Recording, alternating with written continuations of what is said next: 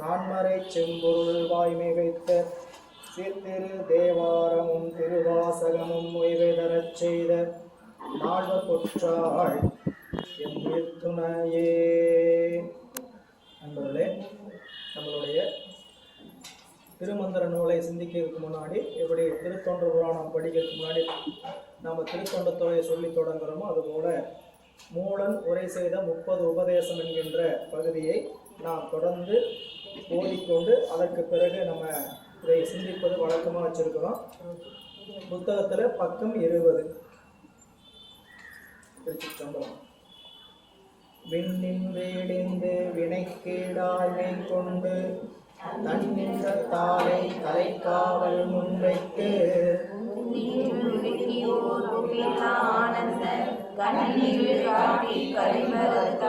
களிம்பருத்தான் எங்கள் கண்முதல் நந்தி களிம்பருத்தான் அருட்கண் விழிப்பித்து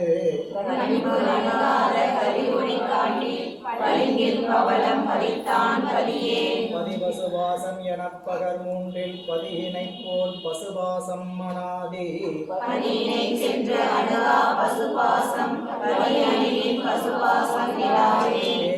எழும் கனல் போலே இம்மெய்யனும்.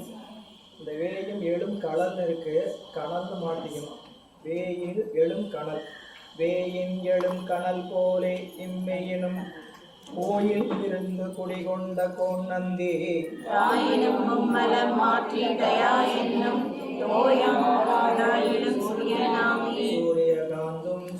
சூரியகாந்தமும் சூழ்பஞ்சும் போலவே சூரியகாந்தம் சூழ்பஞ்சை சுட்டிடா சூரியன் சன்னதியில் சுடுமாறி போல் ஆரியன் தோற்றமும் மற்ற மலங்களே மனம் கலைந்தாம் என மலங்கள் 5ஆம் என மாற்றி அருளி தலம் கலைந்தான் நற்சதாசிவம் ஆன உலகலை தானா உருவினுள் நந்தி நரகலை தானும் நயந்தான் அறிந்தே அறிவு ஐம்புலனுடனே நான்றதாகி நெறி அறியாதுற்ற நீராளம் போல அறிவு அறிவுள்ளே அறிந்தது போல புரி அறிவிப்பான் குருவரனாமே ஆமேவு பால் நீர் பிரிக்கின்ற அன்னம் போல் தாமே தனிமன்றில் தன்னம் தனி நிற்கும்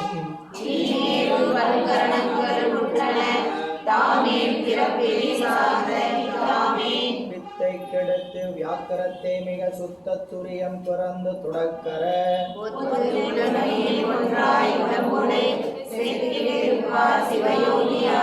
சிவயோகமாவது சித்த சித்து என்று தவயோகத்துள் புக்கு தன்னுளித்தானாய் அவயோகம் சாராது அவன் கலி போல நவயோக நந்தி நமக்கு அளித்தானே அளித்தான் உலகு எங்கும் தான் ஆன உண்மை அளித்தான் அமரர் அறியா உலகம் அளித்தான் திருமன்று ஆளும் பிறத்தார் அளித்தான் பேரின்பத்து அருள் வெளிதானே வெளி போய் விரவியவாறும் அலியின் அடி போய் அடங்கியவாறும் ஒளியின் ஒளி போய் ஒடுங்கியவாறும் எளியும் அவரே சிவசித்ததாமே சிவலோகம் இங்கே தரிசித்தோர் சத்தமும் சத்த முடிவும் தம் உட்கொண்டோர்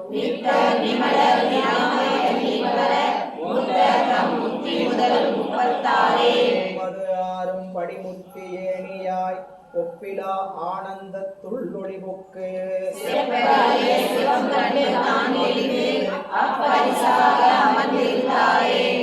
இருந்தார் சிவமாகி எங்கும் தாமாகி இருந்தான் சிவன் சேவை செய்ய யாவையும் நோக்கி இருந்தார் முக்காலத்து இயல்பை குறித்தங்கு இருந்தார் இழிவு வந்து எய்திய சோம்பர் இருப்பது சுத்த வெளியிலே சோம்பர் கிடப்பதும் சுத்த வெளியிலே சோம்பர் உணவு சொல்லி முடிந்திடும் சோம்பர் கண்டார் அச்சுறுத்தம் தூக்கமே. இந்த பாட்டு சோம்பர் உணர்வு கருதி முறிந்திடம் உணவுன்னு இருக்குது. சோம்பர் உணர்வு சுருதி முறிந்திடம். தூங்கிக் கண்டார் சிவலோகமும் தம்முள்ளே தூங்கிக் கண்டார் சிவயோகமும் தம்முள்ளே தூங்கிக் கண்டார் சிவயோகமும் தம்முள்ளே தூங்கிக் கண்டார் நிலை சொல்வது எவ்வாறே எவ்வாறு காண்பான் அறிவு தனக்கு எல்லை அவ்வாறு அருள் செய்வன் ஆதி அரண் தானும்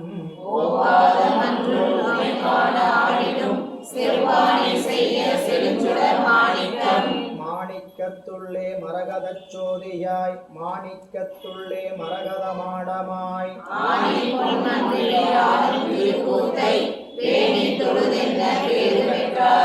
பெற்றார் உலகில் பிரியா பெருநெறி பெற்றார் உலகில் பிறவா பெரும்பயன்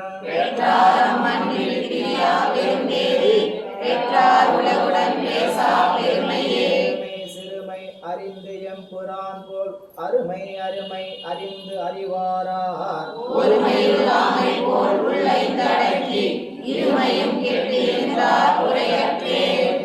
பாலினுள் நெய் கலந்தார் போல திரையற்ற சிந்தைகள் ஆரியன் செப்பும்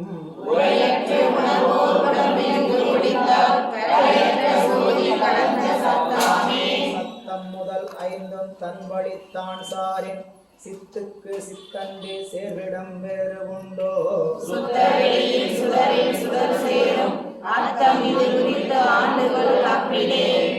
கூர்மை ஆதித்தன் வெம்மையால் உப்பெனப் பேர் பெற்று உரு செய்த அவ்வுரு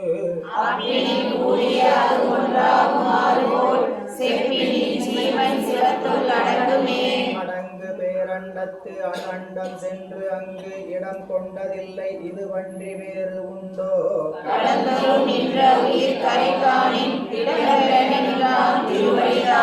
திருவடியே சிவமாவது தேரில் திருவடியே சிவலோகம் சிந்திக்கில் திருவடியே செல்கதியாது செப்பில் திருவடியே தஞ்சமுள் தெளிவாக்கே குருவின் திருமேனி காண்டல் தெளிவு குருவின் திருநாமம் செப்பல் தெளிவு குருவின் திருவாதை கேட்டல் தெளிவு குருவுது சிவதானே தானே புலனைந்தும் தன்வசம் ஆயிடும் தானே புலனைந்தும் தன்வசம் போயிடும் தானே புலனைந்தும் தன்னில் மடைமாறு தானே தனித்து எம்பிரான்களை சந்தித்து சிந்திப்பது நந்திதன் திருத்தாளினை சிந்திப்பது நந்தி செய்ய திருவேணி வந்திப்பது நந்தி நாமமின் வாய்மையார் உந்திக்குள் நிற்பது நந்தி பொற்பாதமே போதம் தரும் எங்கள் புண்ணிய நந்தியை போதம் தனி வைத்து புண்ணியர் ஆயினார் நாதன் நடத்தால் நயனம் கழிக்கூர் வேதம் துதித்திட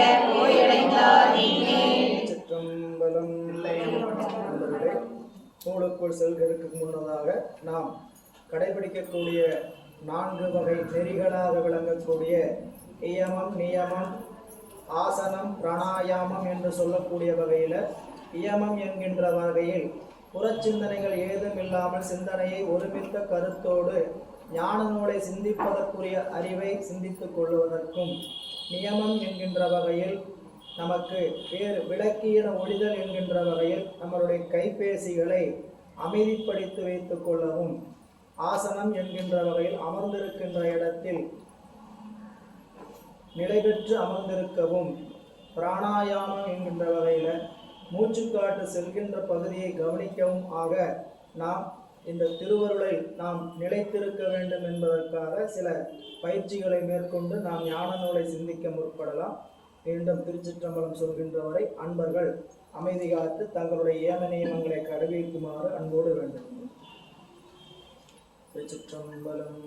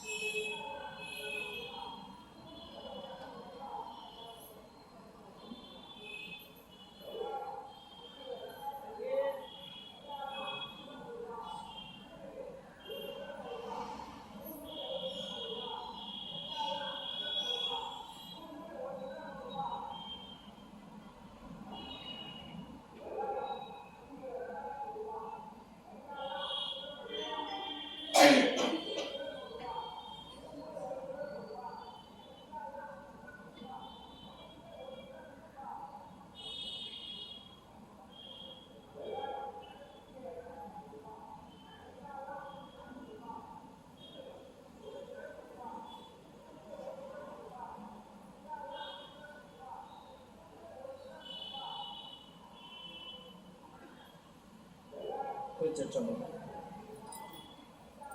எல்லாம் வல்ல இறைவனுடைய அருட்பெருங்கருணையினாலும் குருவருளும் செய்த எம்பிரான் திருமூல தேவநாயனார் திருவாய் கலந்தருளியிருக்கின்ற திருமந்திரமாகிய ஞான நூலினை தொடர்ந்து ஓடுவதற்கும் சிந்திப்பதற்கும் வழிபாடு செய்வதற்கும் குருவருளும் திருவருளும் நமக்கு வாய்ப்பை வழங்கி இருக்கின்றது.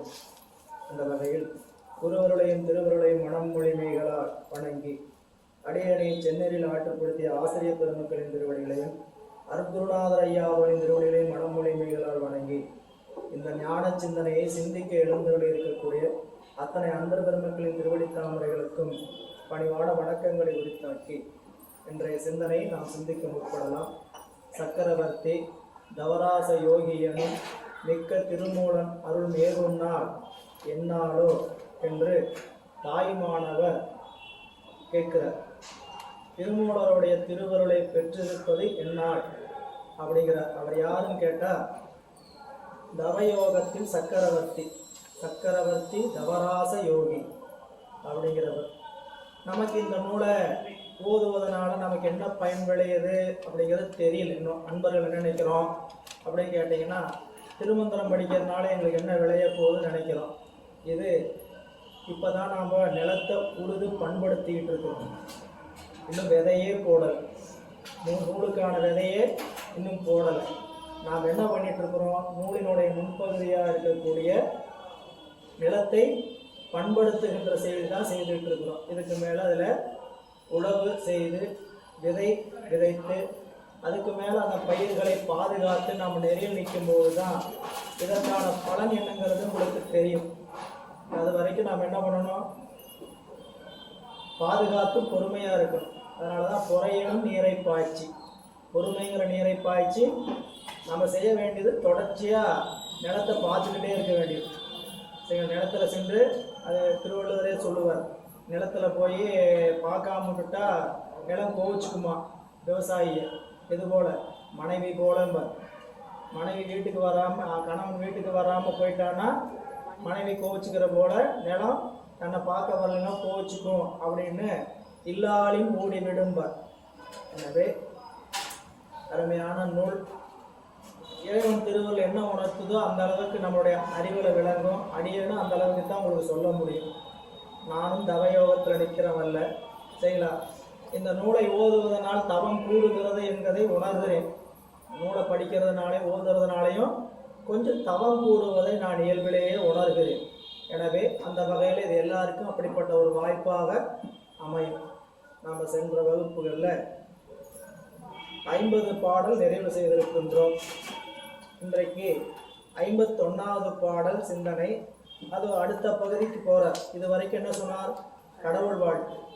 நம்ம இப்போ 50 பாடல் வரையும் பார்த்துருக்குது என்னன்னு கேட்டிங்கன்னா, கடவுளினுடைய வாழ்த்து, வணக்கம் அப்படின்னு சொல்லக்கூடிய கடவுள் வணக்கம் சொன்னார். இனி இந்த நூலுக்கான விவரத்தை நமக்கு காட்டுறார். இந்த நூலை ஏன் திருமூல தேவநாயனார் செய்திருக்கிறார் அப்படிங்கிறதுக்கான காரணம் வரிசையாக இந்த நூல்களினுடைய சிறப்பை சொல்லுகின்ற வகையில் வேதத்தின் சிறப்பு, ஆகமத்தின் சிறப்பு என்று வரிசையாக சொல்ல போகிறார். அந்த வகையில் 51வது பாடலிலிருந்து இன்றைய சிந்தனை தொடங்குறதுங்க. வேத சிறப்பு. வேதத்தை விட்ட அறம் இல்லை, வேதத்தில் ஓதத்தகும் அறம் எல்லாம் உள தர்க்கவாதத்தை விட்டு மதிஞர் பலமுற்ற வேதத்தை போதியே வீடு பெற்றார்களே. வேதம் என்பது பொது நூல். முதல்ல நம்ம விளங்கிக் கொள்ள வேண்டியது, மனித பிறப்படுத்திருக்கக்கூடிய நம்ம அனைவருக்கும் 2 நூல்கள் பிரமாண நூல்கள். சரிங்களா? நீங்கள் சாமி கும்பிட்டாலும் சரி கும்பிடாட்டியும் சரி, நமக்கு அனைவருக்கும் பிரமாண நூல்கள் 2, வேதம், ஆகமம். வேதம் என்பது சாமானிய மக்களுக்காக சொல்லப்பட்டிருக்கக்கூடிய செய்திகள்.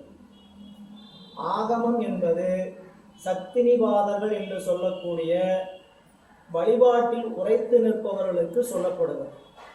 வேதத்தில் சொன்னதுக்கும் ஆகமத்தில் சொன்னதுக்கும் வேறுபாடு இருக்குதான்னு கேட்டால் ஆம். வேதம் என்பது வழிபாட்டுக்குள்ளே வராத பொதுமக்களை நோக்கி சொன்னது. அவங்க இறை வழிபாட்டை எப்படி செய்யணும், அதெல்லாம் எப்படி செஞ்சால் நமக்கு என்ன பயன் விளையும் அப்படின்னு ஒவ்வொரு காரணம் பற்றி சொல்வது. அதுக்கு உரை, அதாவது முன்னுரை செய்கிறார் உரையாசிரியர். இதுகாரும் சிவநெறியில் இறைவனாகிய சிவபெருமானது பெருமையை கூறிய நாயனார் இனி அவனால் செய்யப்பட்ட நூலது பெருமையை கூறுகின்றார். அந்நூல்தான் பொதுவும் சிறப்பும் என்று இருவகைத்தாய் முறையே வேதமும் ஆகமும் என பெயர் பெற்றன என்பதை நாயனார் பின்னர் கூறுகின்றார். ஆதலின் அவற்றுள் பொது நூலாகிய வேதத்தின் சிறப்பை முன்னர் 6 திருமந்திரங்களால் கூறுகின்றார். இப்போ முதல் வேதத்துடைய சிறப்பை சொல்ல தொடங்குற அப்படின்னு சொல்லிட்டு, வேதத்தை விட்ட அறம் இல்லை.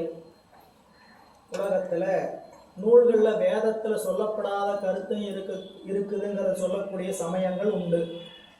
சரிங்களா?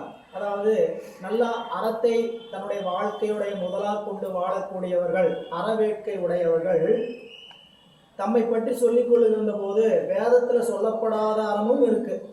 வேதத்தில் சொல்லப்படாத அறம் இருக்குதுன்னா என்ன அப்படின்னு கேட்டிங்கன்னா, வேதத்தில் கொல்லாமை சொல்லப்படவில்லை. வேதத்தில் கொல்லாமை சொல்லலை. வேதத்தில் கொல்லுங்கன்னு சொல்லியிருக்கிறாங்க. கொல்லுங்கன்னா நாம் போய் ஒருத்தர் குத்தி கொள்றதில்லை. இறைவனுக்கு பலியிடுதல் உண்டு அப்படின்னு வேள்வியில் இறைவனுக்கு பலியிடுதல் உண்டுன்னு சொல்லப்பட்டிருக்குது. அதை சொல்லி மறுக்கிறார்கள் புத்த சமயத்தவர்கள். இந்த பாடல் யாருக்கான மறுப்புன்னு கேட்டிங்கன்னா, புத்த சமயத்தவருடைய மறுப்பும் மீமாஞ்சகருடைய மறுப்பு. சரி, இவங்கெல்லாம் யாருங்க ஐயா? புத்தர்னா உங்களுக்கு தெரிஞ்சிருக்கும். சரிங்களா? அவர் புத்த மதத்தை நிறுவியவர் அப்படிங்கிறவர். நம்ம ஏற்கனவே சிறு குறிப்பு பார்த்துருக்குறோம். சமயங்கள் மொத்தம் எத்தனையும் படிச்சங்க? சமயங்கள் மொத்தம் எத்தனை? சமயங்கள் எத்தனை? 24 சமயங்கள். பொதுவாக 6 சமயங்கள்னு சொல்லலாம். அது சைவம், வைணவம், சாக்தம், கௌமாரம், காணபத்தியம், ரௌரம் அப்படி சொல்லக்கூடிய சாக்தம், இப்படி 6 சமயங்கள் சொல்லப்படும். இந்த 6 சமயங்கள் என்பது பொதுவாக மக்களுக்கு சொல்லக்கூடிய சமயம். பின்னாடி சங்கரர் வகுத்ததுன்னு ஒரு செய்தி உண்டு. ஆனால் சமயம் என்பதை 2 பிரிவாக பிரித்தார் நம்மளுடைய மெய்கண்டாரும் சிவஞான உமாபதி சிவமும். பின்னாடி வந்த சிவஞான முனிவர் 2ஆவது பிரிச்சதை 4ஆக சொன்னார். என்ன 4? தெரிஞ்சு வச்சுக்கணும் கண்டிப்பாக. புறப்புறச்சமயம், புறச்சமயம், அகப்புறச்சமயம், அகச்சமயம். எப்படிங்க பிரித்தாங்க அப்படின்னு கேட்டால், நம்ம முன்னையே பார்த்தோம். வேதமும் ஆகமும் நமக்கு பிரமாண நூல்கள். மனிதர்களாக பிறந்தவர்களுக்கு வேதமும் ஆகமும் பிரமாண நூல்கள். அந்த வேதத்தையும் ஆகமத்தையும் 2ஐயும் உடன்படாதவர்கள் புறப்புறச்சமயம். 2ஐயும் ஏற்றுக்க மாட்டாங்க. வேதத்தில் சொன்ன கருத்தையும் ஏற்றுக்க மாட்டாங்க, ஆகமத்தில் சொன்ன கருத்தையும் ஏற்றுக்கொள்ள மாட்டார். அவங்களுக்கு பேர் என்னதுங்க? புறப்புறச்சமயம். எளிமையாக மனசில் ஞாபகம் வச்சுக்கலாம். மொத்தம் 24 சமயம், 4 பிரிவாக இருக்குது. புறப்புறச்சமயம், புறச்சமயம், அகப்புறச்சமயம், அகச்சமயம். அதில் புறப்புறச்சமயத்தவர் யாருன்னு கேட்டால், வேதம் ஆகமம் 2ஐயும் உடன்பட மாட்டார்கள். புறச்சமயத்தவர்கள் வேதத்தை உடன்பட்டு ஆகமத்தை உடன்பட மாட்டார்கள். 2வது கேட்டகரி. 2வது பிரிவு எப்படிப்பட்டவங்க? வேதத்தை உடன்படுவாங்க, ஆகமத்தை உடன்பட மாட்டாங்க. 2வது பிரிவுக்கு பேர் புறச்சமயம் பேர். 3வது பிரிவு அகப்புறச்சமயம். அந்த அகப்புறச்சமயத்தவர்கள் வேதத்தையும் உடன்படுவார்கள், ஆகமத்தையும் உடன்படுவார்கள். ஆனால் தத்தம் சமயத்துக்குன்னு ஒரு கொள்கையும் கூட வச்சுக்குவாங்க, பிரமாணம் கூட. புரியுதுங்களா? வேதம் ஆகமம் 2ல சொல்லப்பட்ட கருத்தையும் எடுத்துக்குவாங்க. தன்னுடைய சமயத்தில் ஒரு முடிவு எடுக்கிறது, ஒரு வழிபாட்டுக்கு என்ன செய்யலான்னு எடுக்கணும்னு பார்த்தா அவங்களுக்குன்னு ஒரு பிரமாணம் வச்சுக்குவாங்க. புரியல? அப்படிப்பட்ட சமயத்தாருக்கு அகப்புறச்சமயம். எத்தனை சமயம் ஆச்சு? புறச்சமயம், புறப்புறச்சமயம், புறச்சமயம், அகப்புறம். 3 பேரும் முக்கூற்று புறச்சமயத்தவர், 3 புறச்சமயத்தவர். இவங்க எல்லாம் நம்மளுக்கு ரொம்ப தொலைவாக இருக்கிறாங்க. நாம் இவங்களையெல்லாம் அறிவை திருத்தி கொண்டு வர்றதுக்கு நாளாகும். ஆனால் யாருக்கு அந்த அறிவை செம்மைப்படுத்தலாம்னு கேட்டிங்கன்னா அகச்சமயத்தவருக்கு. அலைபேசியம்மா அனுப்பிச்சு வைங்கம்மா. ஆஃப் பண்ண தெரியலன்னா அடுத்தவங்களுக்கு கொடுத்து ஆஃப் பண்ணி சைலண்டில் போடுறது. வேறு எந்த வகுப்பையும் நான் சொல்கிறதில்ல சரிங்களா. வாரத்தில் எல்லா நாள் 10 வகுப்பு போகுது. எந்த வகுப்புலையும் போய் அலைபேசியை அமைதியாக வச்சிருக்குன்னு சொல்கிறதில்ல. ஏன்னா இந்த நூலை கொஞ்சம் அப்படி நம்ம ஆத்மா, அதாவது எல்லா நூலும் ஆத்மா இருக்கணும். திருமந்திரம் என்பது வேற சரிங்களா, அது ஒரு நெறி. எனவே புறச்சமயம் எத்தனை முக்கூற்று புறச்சமயம். ஒரு செய்தியாவது இன்னைக்கு வகுப்பு முடிச்சுட்டு போகும்போது நம்ம தெரிஞ்சுக்கிட்டு போவோம் சரிங்களா. சமயம்னா என்ன அப்படின்னா 4 வகை சமயம். 4 வகை சமயம்: புறப்புறச்சமயம், புறச்சமயம், அகப்புறச்சமயம், அகச்சமயம். ஏன் உருவாச்சு? வேதத்தையும் ஆகமத்தையும் பிரமாணமாக கொண்டிருப்பது மனித பிறப்புக்கு நூல்கள். சரி, அந்த வேதமாகம் ரெண்டையும் உடன்படாதவர்கள், வேதமாகம் ரெண்டையும் உடன்படாதவங்க புறச்சமயம். வேதத்தை உடன்பட்டு ஆகமத்தை உடன்படாதவர்கள் புறச்சமயம். வேதமாகம் ரெண்டையும் உடன்பட்டு தங்களுக்கான ஒரு வழிபாட்டு கொள்கையினுள்ள வச்சுக்கிறவங்க. இவங்க 3 பேரும் நமக்கு ரொம்ப வெளியே இருக்கிறாங்க. சைவ சமயத்துக்கு ரொம்ப பக்கத்தில் இருக்கிறவங்க யாருன்னா அகச்சமயம். அவங்களுக்கு பிரமாண நூலே வேதமும் ஆகமமும் தான். அப்புறம் ஏன் அவங்க நம்மளுந்து வேறுபட்டாங்க அப்படின்னு கேட்டால், அவங்க நம்முடைய முத்தி கொள்கையிலிருந்து வேறுபடுகிறார்கள். ஆணவ மலத்தை ஒப்புக்கொள்ளவில்லை. 2 காரணம். என்ன காரணம்? முத்தி கொள்கையை முத்தி கொள்கையில மாறுபட்டு நின்றாங்க. ஆணவ மலத்தை ஏற்றுக்கொள்ள இறைவனுடைய சொரூப லட்சணத்தை உணரலை.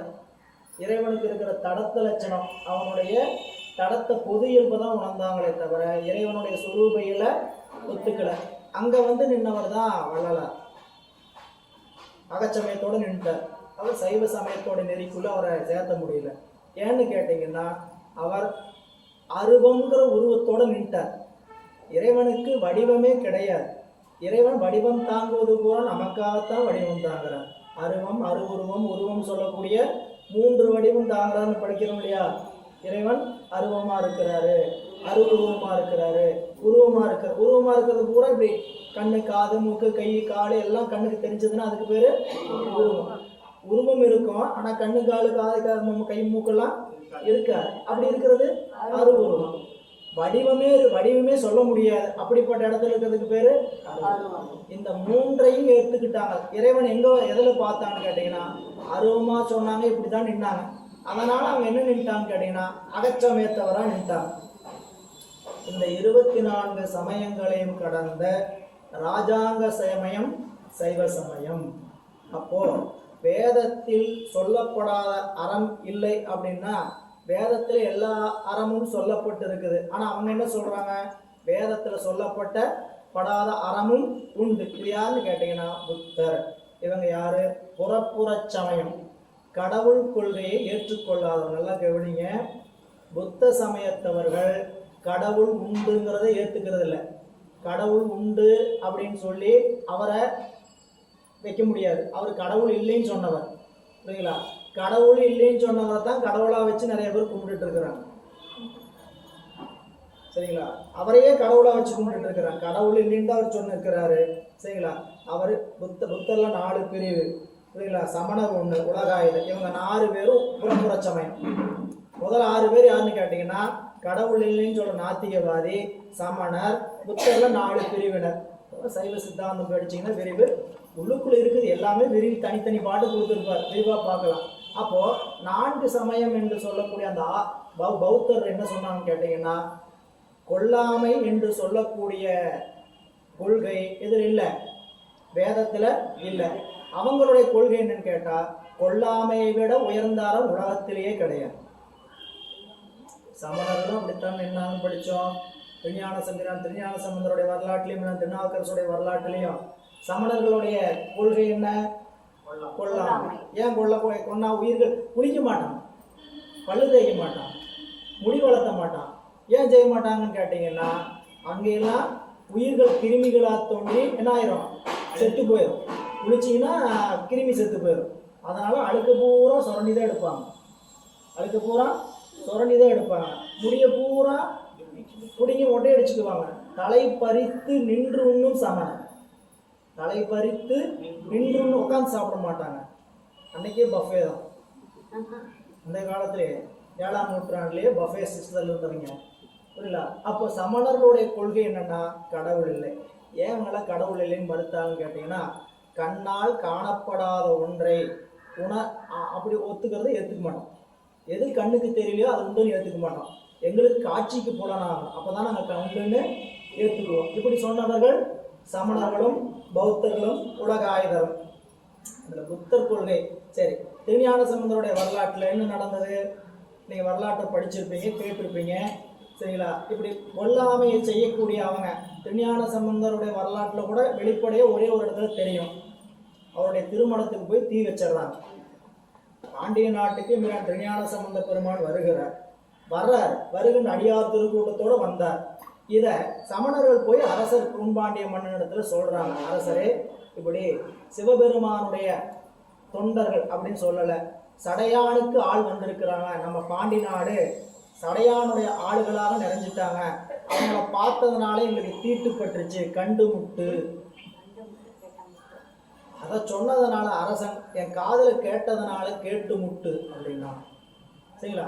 இப்போ என்ன செய்யலாம், அரசர்கிட்ட சொன்னாங்க, நாங்கள் அந்த மடத்துக்கு மந்திரத்தால் தீ வச்சோம். சமணர்கள் அரசன்ட்ட வாங்கின ஒப்புதல் என்ன, மந்திரத்தால போய் தீ வச்சோம்னு சொல்லி வாங்கினாங்க. ஆனால் அங்கே போய் மந்திரத்தை சொல்லி பார்த்தாங்க. அடியார்கள் இருக்கக்கூடிய அஞ்செழுத்து ஓதுகின்ற இடத்துல மற்ற மந்திர விதிதான் வருமே, சேக்கிழார் பெருமான் சொல்ற மற்ற மந்திர விதிதான் வருமே, வராது. அதனால என்ன பண்ணாங்க, அரசனுக்கு என்ன தெரியவா போகுது, என்ன பண்ணிட்டாங்க, பத்த வச்சுட்டாங்க, புரியல. இப்போ அங்க அடியார் கூட்டம் இருக்குதுன்னு தெரிஞ்சு கொள்றதுக்கு துணிஞ்சாங்களா, நீ உடம்புல இருக்கக்கூடிய உயிர்களே சாகக்கூடாதுன்னு ரொம்ப பாதுகாப்பா இருக்கிறவன் மற்ற சமயத்தில் இருக்கிறாங்கிறதுக்காக அவங்கள கொள்ள துணிஞ்சு இல்லையா. இதை விட்டுட்டு அப்படியே அதே 7ஆம் நூற்றாண்டுல எம்பிரான் திருநாவுக்கரசுடைய வரலாற்றுக்குள்ள வாங்க. அவரை என்ன பண்ணாங்க, அரசனுக்கு ஆலோசனை சொல்லி சூளையில வச்சாங்க கொள்றதுக்காக. யானையில மிதிக்க விடுறது முயற்சி பண்ணாங்க, பாலில விஷம் கலந்து கொடுத்தாங்க, கல்லை கட்டி தூக்கி போட்டாங்க. இதெல்லாம் கொள்ளுதல் இல்லையா. அதனாலதான் சேக்கிழார் சொன்னார், கொல்லாமை மறைத்துறையும் அமன் சமயம், கொல்லாமை மறைத்துறையும் அமன் சமயம். எனவே இந்த பாடல்ல ஏன் அப்படி சொன்னாங்கிறதுக்கான காரணம் நீங்க உள்ள வாங்கிக்கணும். வேதத்தை விட்ட அறம் இல்லை அப்படின்னா வேதத்துல சொல்லப்படாத அறமே கிடையாது. ஏன் அப்புறம் கொல்லாமையே சொல்லப்பட்டிருக்குது, மற்ற சமயத்தில் கொல்லாமை வேண்டாம்னு சொல்லியிருக்கிறாங்களே அப்படின்னு கேட்டீங்கன்னா, இது சாதாரண உலகியலாரை நோக்கி ஏன் அப்படி வச்சாருக்கான காரணத்தை சொல்றாரு பாருங்க. வேதத்தில் சொல்லப்படாத அறமும் உண்டு என கூறுவார், ஆயினும் அது உண்மை என்று வேதத்தில் சொல்லப்படாத அறம் யாதொன்றும் இல்லை. அதான் முதல் வரி, வேதத்தை விட்ட அறம் இல்லை, வேதத்தில் ஓதத்தகம் அறம் எல்லாம் உள்ள. வேதத்துல நாம கடைபிடிக்கக்கூடிய அத்தனை அறமும் உண்டு. அப்ப வேதத்தை இப்ப நீங்க இந்த வேதம் யாருக்கு ஆகமம் யாருக்குன்னு படிச்சோம். வேதம் சாமானிய மக்கள்ல இருந்து பக்திக்கு வர்றவங்களுக்கு வேதம், புரியல. வேதத்திலிருந்து அந்த பக்தி நெறிக்கு வந்துட்டீங்களா, அடுத்தது ஆகமம் யாருக்கு, சத்திரிவாதருக்கு, அந்த வழிபாட்டில் உரைப்பா நிற்கிறவங்களுக்கு. அப்போ நமக்கான இடம் எங்கன்னு கேட்டீங்கன்னா, இவ்வளவு நாள் நான் கோயிலில் பலிகடா செஞ்சுட்டு தான் இருந்தேன், நான் ஊனம் உண்டுட்டு தான் இருந்தேன், நான் இறைச்சி சாப்பிட்டுட்டு தான் இருந்தேன், சரிங்களா. இப்போ எப்படி அந்த இறைச்சி சாப்பிட்றதுக்கும் கோயிலில் கடா வெட்டுறப்போ அந்த நிகழ்ச்சிக்கு போகிறதுக்காக எதுக்கு போவீங்க, கோயிலுக்கு அப்பயாவது ஒரு முறை போவீங்க. எப்போ பக்தி என்பது இப்படிப்பட்ட சூழல் இல்லாத இருந்தபோது, பக்தினா நம்மளுக்கு என்னன்னு கேட்டிங்கன்னா திருவிழா காலத்துக்கு கோயிலுக்கு போகணும். நம்ம எங்கிருந்து வந்திருக்கோம்னு கேட்டிங்கன்னா, கோயிலுக்கே போகாமல் இருந்த நாம் வீட்டில் எல்லாரும் திருவிழாவுக்கு கூட்டிகிட்டு போனாங்கன்னா திருவிழாவில் போய் கடா வெட்டி இப்போ பொங்கச்சோரை வச்சு சாப்பிட்டுட்டு வந்தவங்க. இது எப்போ வருஷத்துக்கு ஒருக்கா திருவிழா, ஊர் திருவிழா போனோம். இப்போ கொஞ்சம் அறிவு மாறிச்சு, என்ன பண்ணு கேட்டிங்கன்னா மாதத்துக்கு ஒருக்கா கோயிலுக்கு போக ஆரம்பித்தோம். அமாவாசைக்கு, பௌர்ணமிக்கு, பிரதோஷத்துக்கு இப்படி போக ஆரம்பிச்சோம். இப்போ என்னாச்சு, 12 மாசத்துக்கு ஒருக்கா போனவங்க மாசம் ஒருக்கா போறதுக்கான அறிவு கொஞ்சம் உயர்ந்துருச்சு. அப்படி மாசம் ஒருக்கா பிரதோஷத்துக்கு போனங்காட்டி அங்கே தொண்டர்களை எல்லாம் பார்த்தீங்க, திருநீர் பூசங்கள்லாம் பார்த்தீங்க. அவங்க என்னமோ சொல்கிறாங்களே, அவங்க என்னமோ பாடுறாங்களே, நாமளும் பாடனா என்ன அப்படின்னு பக்கத்தில் ஏன்னா இந்த நூல் எங்கெங்கே ஐயா இருக்குது, இந்த அப்படி இது ஒன்றும் இல்லை, சிவபுராணம் தான் இங்கே பாருங்க அப்படின்னு சொல்லி படிங்கன்னு சொல்லி அது வரைக்கும் நூல் கொடுக்கல. பக்கத்தில் உட்காந்து பார்த்து படித்தோம். படித்தா மனப்பாடமாச்சு சிவபுராணம், கேட்டே மனப்பாடம் ஆயிடுச்சு எல்லாத்துக்கும். யாராவது உட்காந்து மனப்பாடம் நெட்டூர் போட்டிங்களா? இல்லை, எல்லாருக்கும் கேட்டே மனநமாச்சு. அப்போ சிவபுராணம் என்கின்ற ஒன்றை நாம் உள்ளுக்குள்ள வாங்கணும். அதன் பயனாக என்னாச்சுன்னு கேட்டிங்கன்னா, இறைவனுக்கு எங்கேயாவது தலையாத்திரை இருந்தால் போனால் அங்கே அறிவிப்பாங்க, இந்த கோயிலில் வழிபாட்டில் தலையாத்திரை போகிறோம், இந்த மாதிரி ஒரு விழாவுக்கு போகிறோம் அப்படின்னு சொல்லி அறிவிப்பாங்க. இது வரைக்கும் ஊர் விழாவுக்கு வெற்ற திருவிழாவுக்கு போன நம்ம அறிவு என்னாச்சுன்னு கேட்டிங்கன்னா, இப்போ இந்த திருவிழாவுக்கு போகலான்ட்டு திசை மாறுது. புரியல? இது வரைக்கும் நம்ம சாப்பிட்டுட்டு தான் இருக்கிறோம், சாப்பிடாம இல்லை. நல்லா கவனிக்கணும், இன்னும் சாப்பிடாம இருக்கிற இடத்துக்கு வரல. நம்ம என்னன்னா சிவபெருமான் கோயிலுக்கா அப்ப நம்மளுடைய திருமூல சொல்ற மாதிரி நாடும் நகரம் திருக்கோயிலும் தேடி திரிந்து சிவபெருமான் என்று பாடு அப்படின்னு சிவபெருமான் கோயிலுக்கெல்லாம் போனால் ரொம்ப ஆர்வமாக போனோம். சரிங்களா? இது ஏன் வந்துச்சுன்னு தெரியல, இந்த விருப்பம் ஏன் வந்துச்சுன்னு தெரியல. ஏன் சாமி கொடுத்த விருப்பம். பெருமான் என்ன பண்ணுறாரு, ஒவ்வொரு நாளும் நமக்குள்ள விருப்பத்தில் மாற்றத்தை கொடுத்தார். இப்போ கோயிலுக்கு போக ஆரம்பித்தோன்னே அந்த திருவீதியை நம்ம ஊருக்கு விழாவுக்கு போனோமா, கலை யாத்திரை போனோமா, நம்ம கூட போனவங்களாம் அடியார் ஒரு 5-6 பேர் அடியாராக இருந்தாங்க, திருநீர் பூசிருந்தாங்க. அங்கே பார்க்குறவங்களாம் அவங்களை வாங்க வணக்கம், அவங்க கூட அன்பாக பேசுறது, அவங்க பணி செய்கிறத பார்த்தோன்னே, ஏன் நாம் இப்படி பணி செய்யக்கூடாதா? ஏங்க இப்படி நாங்களும் கோயிலுக்கு இதெல்லாம் வந்து பணி செய்யலாமா? தாராளமாக செய்யலாமே, வாங்க அப்படின்னா. வேணா வாரத்துக்கு ஒருக்கா திருவாசம் முற்றோல் வாங்க, ஒரு வாரம் திருவாசம் முற்றோல், ஒரு வாரம் வகுப்பு, ஒரு வாரம் உலவாரம், ஒரு வாரம் இப்படி 4 வாரத்துக்கு ஞாயிற்றுக்கிழமை நம்ம என்ன ஆகிட்டோம், புக் ஆகிட்டோம். 4 வாரம் ஞாயிற்றுக்கிழமை நம்ம ஃப்ரீயாக வீட்டில் வெட்டுன்னு ஆள் நம்ம என்ன ஆகிட்டோன்னு கேட்டிங்கன்னா, 4 வாரமும் கோயிலில் போய் ஒரு வாரம் குப்பையை போட்ட வேண்டியது, ஒட்டரை அடிக்க வேண்டியது, கழுவி விட வேண்டியது, விளக்கு கழுவி கொடுக்க வேண்டியது, இப்படி செஞ்சோம். ஒரு வாரம் உட்காந்து திருவாசம் படித்தோம், ஒரு வாரம் இப்படி பணிகணிலாம் பல வாரம் செஞ்சோம். இப்போ என்னாச்சு, வீட்டில் நம்ம இந்த இறைச்சி சாப்பிட்றோம் இல்லை, இன்னும் கோயிலுக்கு வந்தால் இப்போ பனி சூழல்லாம் அப்படின்னு ஆயிடுச்சு, அந்த இடத்துக்கு மாறி இருக்கிறோம். இப்போது கொஞ்சம் கொஞ்சமாக அறிவு செம்மைப்பட்டு என்னன்னு கேட்டிங்கன்னா, இதெல்லாம் சைவ சமயத்துக்கு நாம் இருக்கும்போது இருக்கக்கூடாது அப்படின்னு நமக்குள்ள சரிங்களா? இப்போ நீங்கள் வகுப்புக்கு வந்தீங்கன்னா கறி சாப்பிட்டீங்கன்னா இறைச்சி சாப்பிட்டீங்கன்னா உள்ளே வரக்கூடாதுன்னு எங்கேயாவது சொல்லியிருக்கிறோமா? எந்த வகுப்புலையாவது சொல்லியிருக்கிறோமா? எங்கேயாவது ஃபார்ம் ஃபில்அப் பண்ணும்போது எங்கே பாருங்கள் என்னென்னலாம் தகுதி பாருங்கள் அப்படின்னு சொல்லியிருக்கா? இல்லை. ஏன் நீங்கள் இதையெல்லாம் செய்து கொண்டு இருப்பதும் நீங்கள் உங்களுடைய விருப்பத்தினால் விடணும், ஒருத்தருடைய வலுக்கட்டாயத்தினால விடக்கூடாது. 2 வகையான அந்த இடத்துல நினைச்சுக்கணும். ஒன்று, பிற உயிர்களை கொண்டு நம்முடைய உயிரை வளர்க்கக்கூடாது, நம்ம உடம்பை வளர்க்கக்கூடாது ஒன்று. 2வது, இறைவன் எல்லா உயிர்களுக்கும் தேவையானவற்றை படைச்சிருக்கான். இறைவன் படைச்சவற்றை அழிச்சு நாம் சாப்பிட்டு இறைவன்கிட்ட போய் அருளக்கூடும் நிற்கக்கூடாது, சாமி எனக்கு அருள் செய்யிட்டு நிற்கக்கூடாது. எனவே இவ்வாறு வேதத்தில் சொல்லப்படாத அறம் உண்டு, இருந்தாலும் எல்லா வகை அறங்களும் மறைமுகமாக சொல்லப்பட்டிருக்கின்றன. அதுதான் 2வது வரி. வேதத்தில் ஓதத்தகும் அறமெல்லாம் உள, தர்க்கவாதத்தை விட்டு. அடுத்து என்னதுங்க, இந்த புத்த மதத்தை சொல்ற, தர்க்கவாதத்தை விட்டு அறங்கள் அதனால் அறிவுடையோர் பலரும் வேதத்தை மறுத்து செய்யும் சொற்போரை விடுத்து எல்லா சொல்பலமும் பொருள்பலமுடைய வேதத்தை ஓதிய வீடை அடையும் நெறியை பெற்றார். வேதத்தை ஓதிதான் நம்ம என்ன பண்ண முடியும், நெறிய நம்ம. இப்போ நீங்கள் நல்லா கேட்கலாம், நாங்கள் என்ன வேதமாக படிக்கிறோம் ஆகமமாக படிக்கிறோங்க ஐயான்னு கேட்கலாம். வேதமும் ஆகமும் நமக்கு சொற்சுருக்கமாக எங்கே இருக்கு, திருமுறைகளாக இருக்கு. சரிங்களா? திருமுறைகளாக வேதத்தில் சொல்லப்பட்டதும் ஆகமத்தில் சொல்லப்பட்டதும் தான் திருமுறைகளாக இருக்குது. சரிங்களா? அப்போ வேதம் உயர்ந்தது அப்படிங்கிற காரணத்தை சொல்லி அதை புத்த மதத்தை மறுக்கிறார். ஊன வேள்வி அதுக்கு ஒரு குறிப்பு தரார் உரையாசிரியர். ஊன வேள்வி கூறப்பட்டதாயினும் வேதம் பல்வேறு திறத்தார்க்கும் அவரவருக்கு ஏற்புடைய அறங்களை கூறுவதாகலின் அதனுள் கூறப்பட்ட அறங்கள் அவ்வவர் திறத்தார்க்கே உரியன அன்றி எல்லா அறங்களும் எல்லாருக்கும் உரியன அல்ல. நீங்க போய் ஒரு பிராமணர் அந்தனரை பார்க்குறீங்க, ஐயா வீட்டில் கஷ்டம், ரொம்ப செல்வ கஷ்டமாக இருக்குது, பண கஷ்டமாக இருக்குது, வந்த காசு நிற்கவே மாட்டேங்குது, சம்பாதிக்கிறோம், எங்கே போகுதுன்னே தெரிய மாட்டேங்குது, ஒரு பூஜை பண்ணணுங்க. அப்படியா, சரி குபேர பூஜை பண்ணிடலாம். சரிங்களா, என்னமோ பயமாகவே இருக்குதுங்க, வயசாகுதுங்க பயமாகவே இருக்குது அப்படின்னா ஒரு ஆயுஷ் ஹோமம் பண்ணிடலாம். சரிங்களா, எதை தொட்டாலும் தடையாகவே இருக்குதுங்க, ஒரு நவக்கிரக ஹோமம் பண்ணிடலாம்.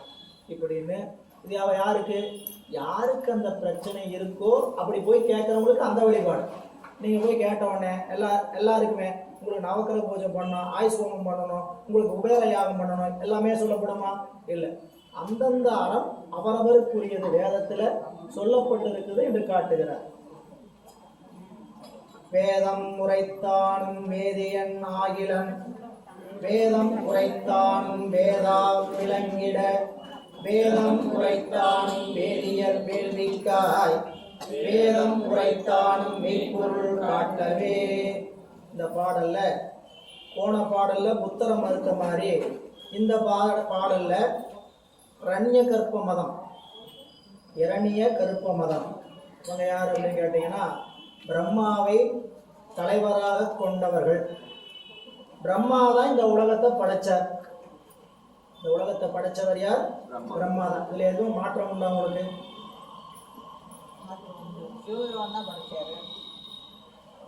அது சித்தாந்தம் படிச்சீங்கன்னா தான் தெரியும். இல்லாட்டி பொதுவா சொன்னோம்னு என்ன சொல்லுவோம்? பிரம்மா தான் இந்த உலகத்தை படைக்கிறார். அவருக்கு படைக்கிற தொழில் வழங்கப்பட்டிருக்குதே தவிர அவருக்கு படைக்கிற ஆற்றல் சுதந்திரம் அல்ல. பிரம்மாவுக்கு படைக்கிற ஆற்றல் சுதந்திரமான ஆற்றல், அவருடைய இஷ்டத்துக்கு படைச்சிட முடியாது. சரிங்களா, எது போலன்னு கேட்டீங்கன்னா ஒரு வண்டி நிறுவனத்துல வண்டியை தயார் பண்ணி நிறுத்துற அளவுக்கு தான் பொறியாளருக்கு அனுமதியை தவிர வண்டியை வெளியே அனுப்புற அளவுக்கு அவருக்கு அனுமதி இல்லை, சுதந்திரம் இல்லை. அவர் என்ன பண்ணலாம்? அந்த நிறுவனத்தோடைய முதலாளி சொல்லியிருப்பார், இந்த வண்டி இப்படி தயாராகணும், இப்படிலாம் தயார் பண்ணுன்னு சொல்லுவார். சரிங்களா, ஒவ்வொரு நாளும் புது ரகத்துல வாகனம் வந்துகிட்டே இருக்கு. அப்படி வர்ற வாகனத்தை எல்லாம் என்ன பண்றோம்? அது முதலாளியுடைய விருப்பத்துல தானே வரும். நீங்க ஒரு பொறியாளர் விரும்புற மாதிரி அவர் விருப்பத்தை சொல்லலாம். என்ன சொல்லலாம்? இந்த வண்டி கொஞ்சம் இப்படி அமைக்கலாம், வடிவமைக்கலாமான்ட்டு. அப்படிலாம் வடிவமைக்கிற சுதந்திரம் தானே கிடையாது. புரியல, அந்த முதலாளி கொடுக்கணும். அதுபோல இந்த உலகை படைப்பதும் உயிர்களுக்கான உடலை படைத்து கொடுப்பதையும் சிவபெருமான் பிரம்மனின் வாயிலாக செய்கிறார். புரியல. ஆனா அந்த ரணிய கற்ப மாத்திரம் என்ன சொல்றாங்க கேட்டீங்கன்னா முழுமுதற் கடவுள் யாருன்னு கேட்டீங்கன்னா பிரம்மாவே. இதுக்கெல்லாம் நீங்க முதல் நூற்பாவை விரிவா படிக்கணும்.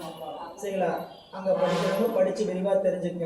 முதல் நூற்பா 3 கருத்தை உடையது, 3 கூறுகளை உடையது. இந்த உலகம் முத்தொழில் படும், இந்த உலகம் முத்தொழில் படும். முத்தொழில் படுத்துவது தானாப்படாது, ஒருவரால் தான் நடக்கும். முத்தொழில் தானா நடக்காது, ஒரு அறிவுடையவனால தான் நடக்கும்.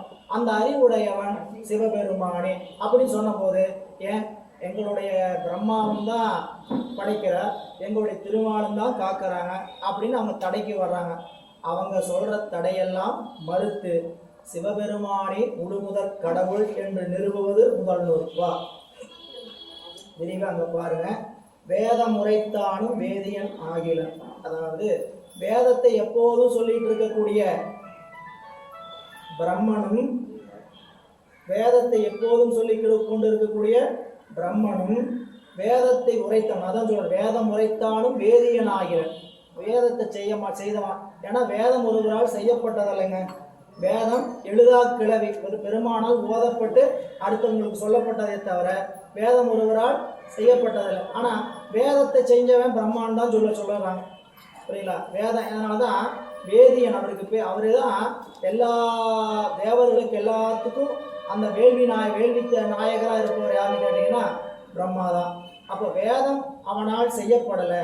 அதனாலதான் சொல்றார், வேதத்தை எப்போதும் சொல்லிட்டு இருக்கக்கூடிய பிரம்மனோ வேதத்தை செய்தவன் அல்ல, வேதத்தை உரைத்தானும் வேதியனாகிறான். அப்புறம் ஏன் வேதம் எப்படி வந்தது? வேதம் உரைத்தானும் வேதா விளங்கிட அப்படின்னா வேதத்தை செய்தவன் அதனை ஏன் செஞ்சான்னு கேட்டீங்கன்னா அந்த பிரம்மன் அதனை ஓதி அறிவு விளங்குவதற்காக. வேதம் எதனால் செய்யப்பட்டது? பிரம்மாவுக்கு கொடுக்கப்பட்டு அந்த வேதம் அதன் வாயிலாக ஓதி அவன் என்ன பண்ணான்? அறிவு விளங்கிக் கொள்ளணும். ஏன் அறிவு விளங்கிக் கொள்ளணும்? அவன் தான் அடுத்தவங்களுக்கு வந்து சொல்லணும். வேதம் பிரம்மாவால கீழே முனிவர்களுக்கு வந்தது, ரிஷிகளுக்கு வந்தது. அப்போ அவன் வந்து சொன்ன காட்டித்தான் எல்லாம் கீழே வந்தது. ஏன்னா வேதம் 2 வழியாக இந்த பூமிக்கு வருது. ஒன்று நந்தியம்பெருமான் வாயிலாக இந்த பூமிக்கு வருகிறது வேதம் ஆகமும். இன்னொன்று பிரம்மனால் வருகிறது. அதான் அது ஒரு பிரம்ம கோத்திரம். புரியுதா? அப்போ பிரம்ம கோத்திரம், அதை ரிஷி கோத்திரம் சொல்லுவாங்க. புரியுதுங்களா? அப்புறம் நந்தியம்பெருமானுடைய இதில் பார்த்தீங்கன்னா காசிப கோத்திரம், புரியுதுங்களா, கௌதம கோத்திரம் அப்படிலாம் சொல்லுவாங்க. அப்போது அவங்க சொன்ன பிராமணர் வேற. வேதத்தை பிரம்மன் வாயிலாக, அதாவது பிரம்மனுடைய மரபுல வந்து வாயிலாக பெற்றவர்கள் பிராமணர். அதையே நந்தியம்பெருமான் வாயிலாக பெற்றவர்கள் சைவர்கள். அவங்களுக்கு பேரு ஆதிசைவர். நந்தியம்பெருமான் வாயிலாக பெற்றவர்களுக்கு. இவங்களுக்கு பேரு பிராமணர். இப்போ புரிஞ்சுக்குமான்னு சொன்னோம்னா அவங்க ஸ்மார்த்த பிராமணர். அவங்க ஸ்மார்த்த பிராமணர். இன்னும் கொஞ்சம் விளக்கமா சொல்லணும்னா அவங்க சிவாலயத்தை பூஜை பண்றதுக்கு தகுதி கிடையாது. மற்ற சாமிகளை எல்லாம் பூஜை பண்றதுக்கு அவங்களுக்கு தகுதி உண்டு. புரியல? சிவாலயத்தை சிவபெருமானை பூசிப்பதற்கு அவங்களுக்கு தகுதி கிடையாது. புரியல? இத்தனை செய்திகள் திருமந்திரத்துக்குள்ள இருக்கு. செய்யலாம். நீங்க எல்லாம் விரிவாக படிச்சீங்கன்னா தான் தெரியும். ஆனால் நம்ம மேலே அப்படியே தொட்டுக்கிட்டு போறோம். வேதத்தை உரைத்தானும் வேதியனாகிலும். வேதத்தை சொல்லி எப்போதும் சொல்லிட்டு இருக்கக்கூடிய பிரம்மாவும் அந்த வேதத்தை சொன்னவனாக மாட்டான். அப்போ அந்த வேதத்தை ஏன் இறைவன் சொன்னார் அப்படின்னு கேட்டீங்கன்னா, அந்த வேதத்தை உரைத்து பிரம்மாவினுடைய அறிவு விளங்கும் பொருட்டு. வேதம் உரைத்தானும் வேதா விளங்கிட. வேதம் உரைத்தானும் வேதியர் வேள்விக்காக. 3வது செய்தி. அப்படி அவங்க அந்த பிரம்மநாதனை ஓதி அறிவு விளங்க பெறுவதற்கும் கண்மத்தில் விருப்பமுடையவருக்கு வேள்விகளை உருவாக்குதல் மட்டும். வேதத்தை உரைத்தானும் வேதியர் வேள்விக்கா. இப்ப பாருங்க, பிரம்மா அந்த வேள்வி வேதத்தை கத்துக்கிட்டாரா? ஏன் கத்துக்கிட்டான்னு கேட்டீங்கன்னா, நமக்கு நல்லது நடக்கணும், ஏதாவது வேணும். கண்மத்தில் விருப்பம். நமக்குள்ள என்ன விருப்பம்? கண்மம். கண்மம்னா நம்ம வாழ்க்கையில விருப்பம். அப்படி வாழ்க்கையில விருப்பம் உடையவர்களுக்கு அதை சொல்லி வளர்த்துவதற்காக, கண்மத்தில் விருப்பமுடையவருக்கு வேள்விகளை உருவாக்குதல் பொருட்டும். அடுத்து வேதம் உரைத்தானும் மெய்ப்பொருள் காட்டவே. அப்படியே வேதத்தை சொல்லிதான் மெய்ப்பொருளை காட்டணும். இப்போ நீங்கள் எடுத்தோட மெய்ப்பொருளுக்கான அறிவை ஆகமத்தை சொல்லிடலாமான்னு கேட்டால் சொல்ல முடியாது.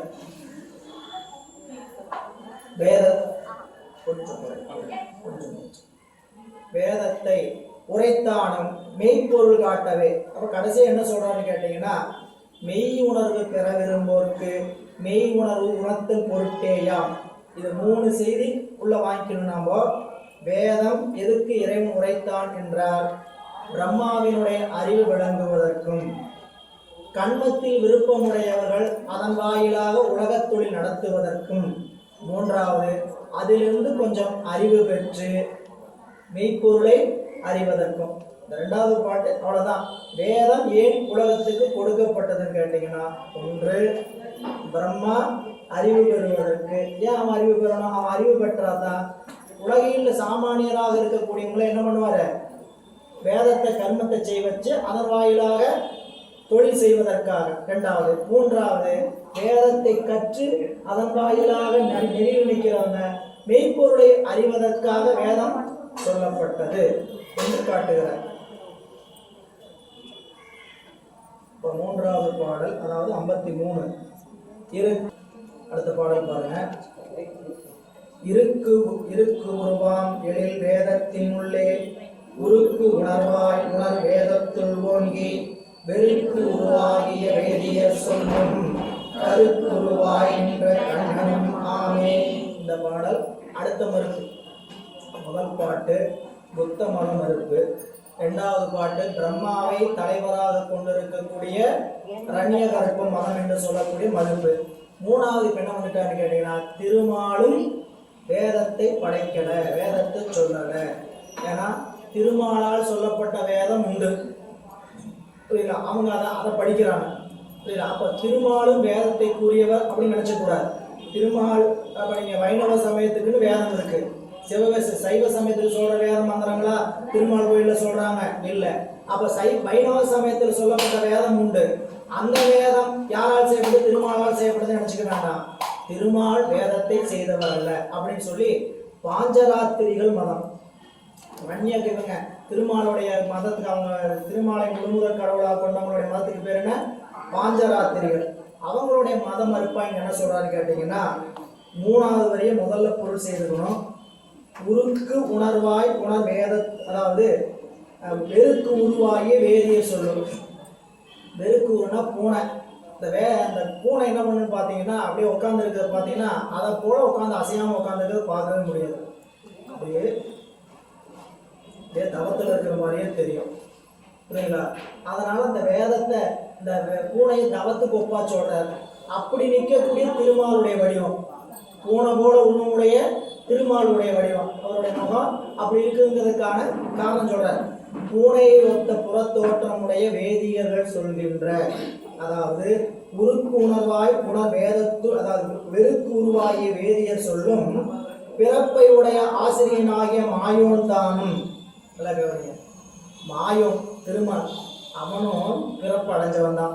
அப்ப பிறப்பு அடைஞ்சவன் என்ன ஆக முடியாது? ஒரு குருவாக முடியாது, புரியுங்களா? அப்போ பிறப்படைஞ்சவங்க தான் நமக்கு குருவா வர்றாங்க, சரிங்களா? திருமாலை குருவாக கொள்ளக்கூடாது அப்படின்னா பிறப்புருவாக இருக்கக்கூடிய நம்மளை போல ஆசிரியர்கள் குருநாதராக வர்றாங்களே அப்படின்னா என்னன்னு கேட்டா, இப்போ அவங்க தன்னை குருநாதன் சொல்லிக்க கூடாது. இறைவனுடைய திருவருள் பெற்று அவங்க அந்த நிலையில் நின்று அதிர்ப்பித்து நிற்கலாமே தவிர, இப்போ நீங்கள் நான் ஒருத்தர் இப்போ குருநாதைய அப்படி அறிமுகமாறார், நான் அருள் குருநாதன் சொல்லி அறிமுகமாறாரு, பேசும்போதே நான் ஒளியரசு பேசுறேன் அப்படின்னு தான் சொல்லுவாரே தவிர நான் அருகுருநாதர் பேசுறேன் அப்படின்னு சொல்லியா பேசுறாரு? இல்லை. சரி, அப்போ இங்க திருமால் என்ன சொல்றாருன்னு கேட்டீங்கன்னா, தான் தான் இந்த எல்லாத்துவற்றுக்கும் குரு அப்படின்னு சொல்லிக்கிறதுனால சொல்ற வெறுக்குருவாகி வேதியர் சொல்லும் கருக்குருவாய் நின்ற கண்ணன். அவர் யாருன்னு கேட்டீங்கன்னா கருவில் வந்தவர், கருக்குருவாய் அந்த கருக்கு உருவாய் அப்படின்னா கருவில் வந்தவர். கருவில் வந்தவர் ஒருபோதும் கடவுளாக மாட்டார்கள். முதல் சைவ சமயத்துடைய மறுப்பு என்னன்னு கேட்டீங்கன்னா, ஏன் இவங்கெல்லாம் கடவுள் இல்லை அப்படின்னு கேட்டா, கருவில் பட்டவர் கடவுள் இல்லை, கருவில் பட்டவங்க கடவுள் இல்லை. அப்போ இவங்கெல்லாம் யார் அப்படின்னு கேட்டா, சிவமாம் தன்மை பெற்று இறைவனுடைய தன்மை பெற்று நிற்கக்கூடிய ஆற்றல் உண்டே தவிர இவர்கள் இறைவனாக மாட்டார்கள். எனவே கருக்கு உருவாய் நின்ற கண்ணனும் இருக்கு உருவாம் எழி வேதத்தின் உள்ளே உருக்குணர்வாய் உணர் வேதத்தில் ஓங்கியாமே அப்படின்னா, மந்திர வடிவான எழுச்சியான ஓசையுடைய கண்ம காண்டத்தில் உள்ளத்தை உருக்குகின்ற அன்புருவாய். இறைவன் எப்படி இருக்கிறார் வேதத்தில் அப்படின்னு கேட்டீங்கன்னா, கண்ம காண்டம் வேதம் 2 காண்டங்க, அதாவது கண்ம காண்டம் ஞான காண்டம், சரிங்களா? நான் கண்ம காண்டத்தை சொல்றவங்க பூர்வ மீமாஞ்சகர், ஞான காண்டத்தை சொல்றவங்க உத்தர மீமாஞ்சகர். அவங்களுடைய மறுப்பையும் சேர்த்து சொல்றாரு. என்ன சொல்றாருன்னு கேட்டீங்கன்னா, கண்ம காண்டத்துள் முகத்தில் இருக்கின்ற அன்புருவாயும் ஞான காண்டத்துள் வேள்வி ஆய்வு முதலிட்டால் துணியப்படும் மெய்ப்பொருளாக உயர்ந்து நிற்பானே. ஆமாம், இறைவன் யாருன்னு கேட்டா, கண்ம காண்டத்துல அன்புருவாய் எல்லாத்துக்கும் சொல்லுவார், ஞான காண்டத்துல ஆராய்ச்சி உள்பொருள் என்கின்ற வகையில சொல்லப்படுவார். இது எதுக்கு சொல்லப்படுதுன்னு கேட்டீங்கன்னா, கீழே குறிப்பு சொல்றாரு, வேதம் முதல் நூலாதலின் அதனை செய்தவன் யாவர்க்கும் முன்னோனாய தன்னிகரில்லா தனிப்பெரும் தலைவனை ஆதல் வேண்டும். அதனால் அவன் தனது தன்மையை உணர்ந்து தன்னை சாரமாட்டாத பிறர்க்கு, அதான் செய்திங்க, அவன் தனது தன்மையை உணர்ந்து தன்னை சாரமாட்டாத பிறர்க்கு அன்பினாலும் ஆராய்ச்சியாலும் தன்னை அடையுமாற்றியே அந்நூலும் கூறியிருத்தல் வேண்டும். ஆகவே அவன் அதன் கண்மகாண்டத்துள் அன்பிற்கும் ஞான காண்டத்திற்கு அறிவில் பற்றாய் நிற்க வேண்டும். செய்தி சுருக்கமாக என்ன பார்த்தீங்கன்னா, இறைவன் அன்புருவாயும் உணர்வுருவாயும் இருக்கிறார். சாமி எப்படி இருக்கிறாரு? அன்புருவாயும் உணர்வுருவாயும். இப்போ முதல்ல நம்ம அன்பு மட்டும் இருந்தா போதாதா, உணர்வு வேணுமான்னு கேட்டீங்கன்னா, அன்பு மட்டுமே இன்பத்தை கொண்டு வந்து சேர்த்தார். அன்பு உணர்ச்சியில போய் சேரணும், சரிங்களா? அந்த உணர்வு, இந்த உணர்வு எங்க இருக்குன்னு கேட்டீங்கன்னா, வேதத்துல ஞான காண்டமாகவும் அன்பு கண்மகாண்டமா இருக்கு. அந்த அன்புருவாய் கண்மகாண்டத்தில் இருப்பவனு சிவன் தான். வேதத்துல ஞான காண்டத்துல உணர்வுருவாயிருப்பவும் சிவன் தான். இந்த வேதா என்று சொல்ற திருமால் என்று சொல்லக்கூடிய மாயன் என்னன்னு கேட்டீங்கன்னா, பெருமானுடைய திருவருளை பெற்று காத்தல் தொழிலை செய்கிறாரே தவிர காத்தல் தொழில் செய்வதனாலே அவர் முதற் கடவுளர் அல்ல. எல்லாமே முதல் நூற்பாளர் விரிவா இருக்கு. செய்யலாம். படைத்தல் தொழில் யார் முதல் கடவுளா இருக்க முடியும்? படைத்தல் தொழில் செய்யறவங்க தான் முதல் கடவுளா இருக்கணும். காத்தல் தொழில் செய்ய படைச்சா மட்டும் போதுமா? காப்பாற்றுறவன் தான் முதல் கடவுள். சரிங்களா? அவர் படைச்சு விட்டு போயிட்டாரு, படைச்சதுனால அவர் முதல் கடவுளா வரா? காத்தல் அதுதான் முக்கியம் அப்படின்னு சொன்னோம். ஆனா மெய்கண்டார் சொன்னார், யார் அழித்தல் அவர்தான் இந்த உலகிற்கு முதல்.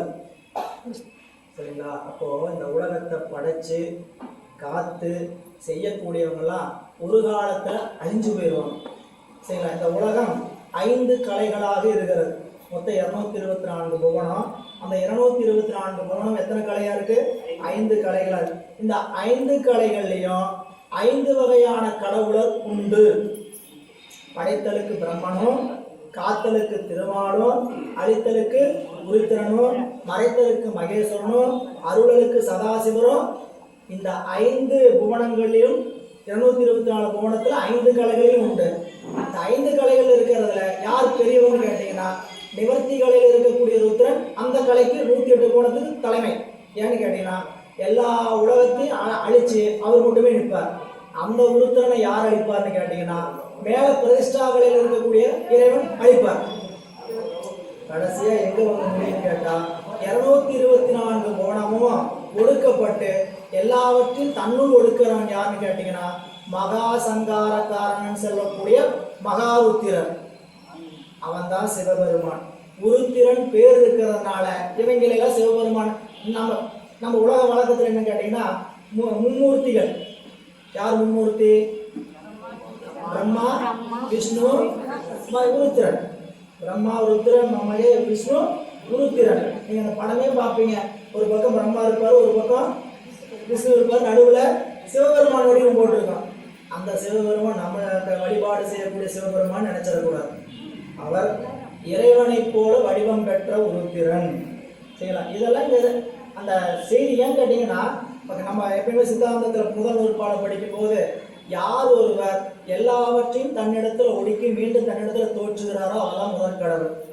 புரிஞ்சுக்கிற மாதிரி சொல்லணும்னா, சரிங்களா, ஒரு நிறுவனம் இருக்கு. நிறுவனத்தை யாரெல்லாம் கூட்டலாம்? அந்த நிறுவனத்தில் வேலை பார்க்குற செக்யூரிட்டி, புரியுங்களா, அவர் போட்டலாம். இன்னொரு வாய்ப்பு மேனேஜர் போட்டலாம். 3வது வாய்ப்பு ஓனர் போட்டலாம். சரிங்களா? பூட்டுறதை திறக்கக்கூடாதுன்னு யார் முடிவு பண்ணலாம்?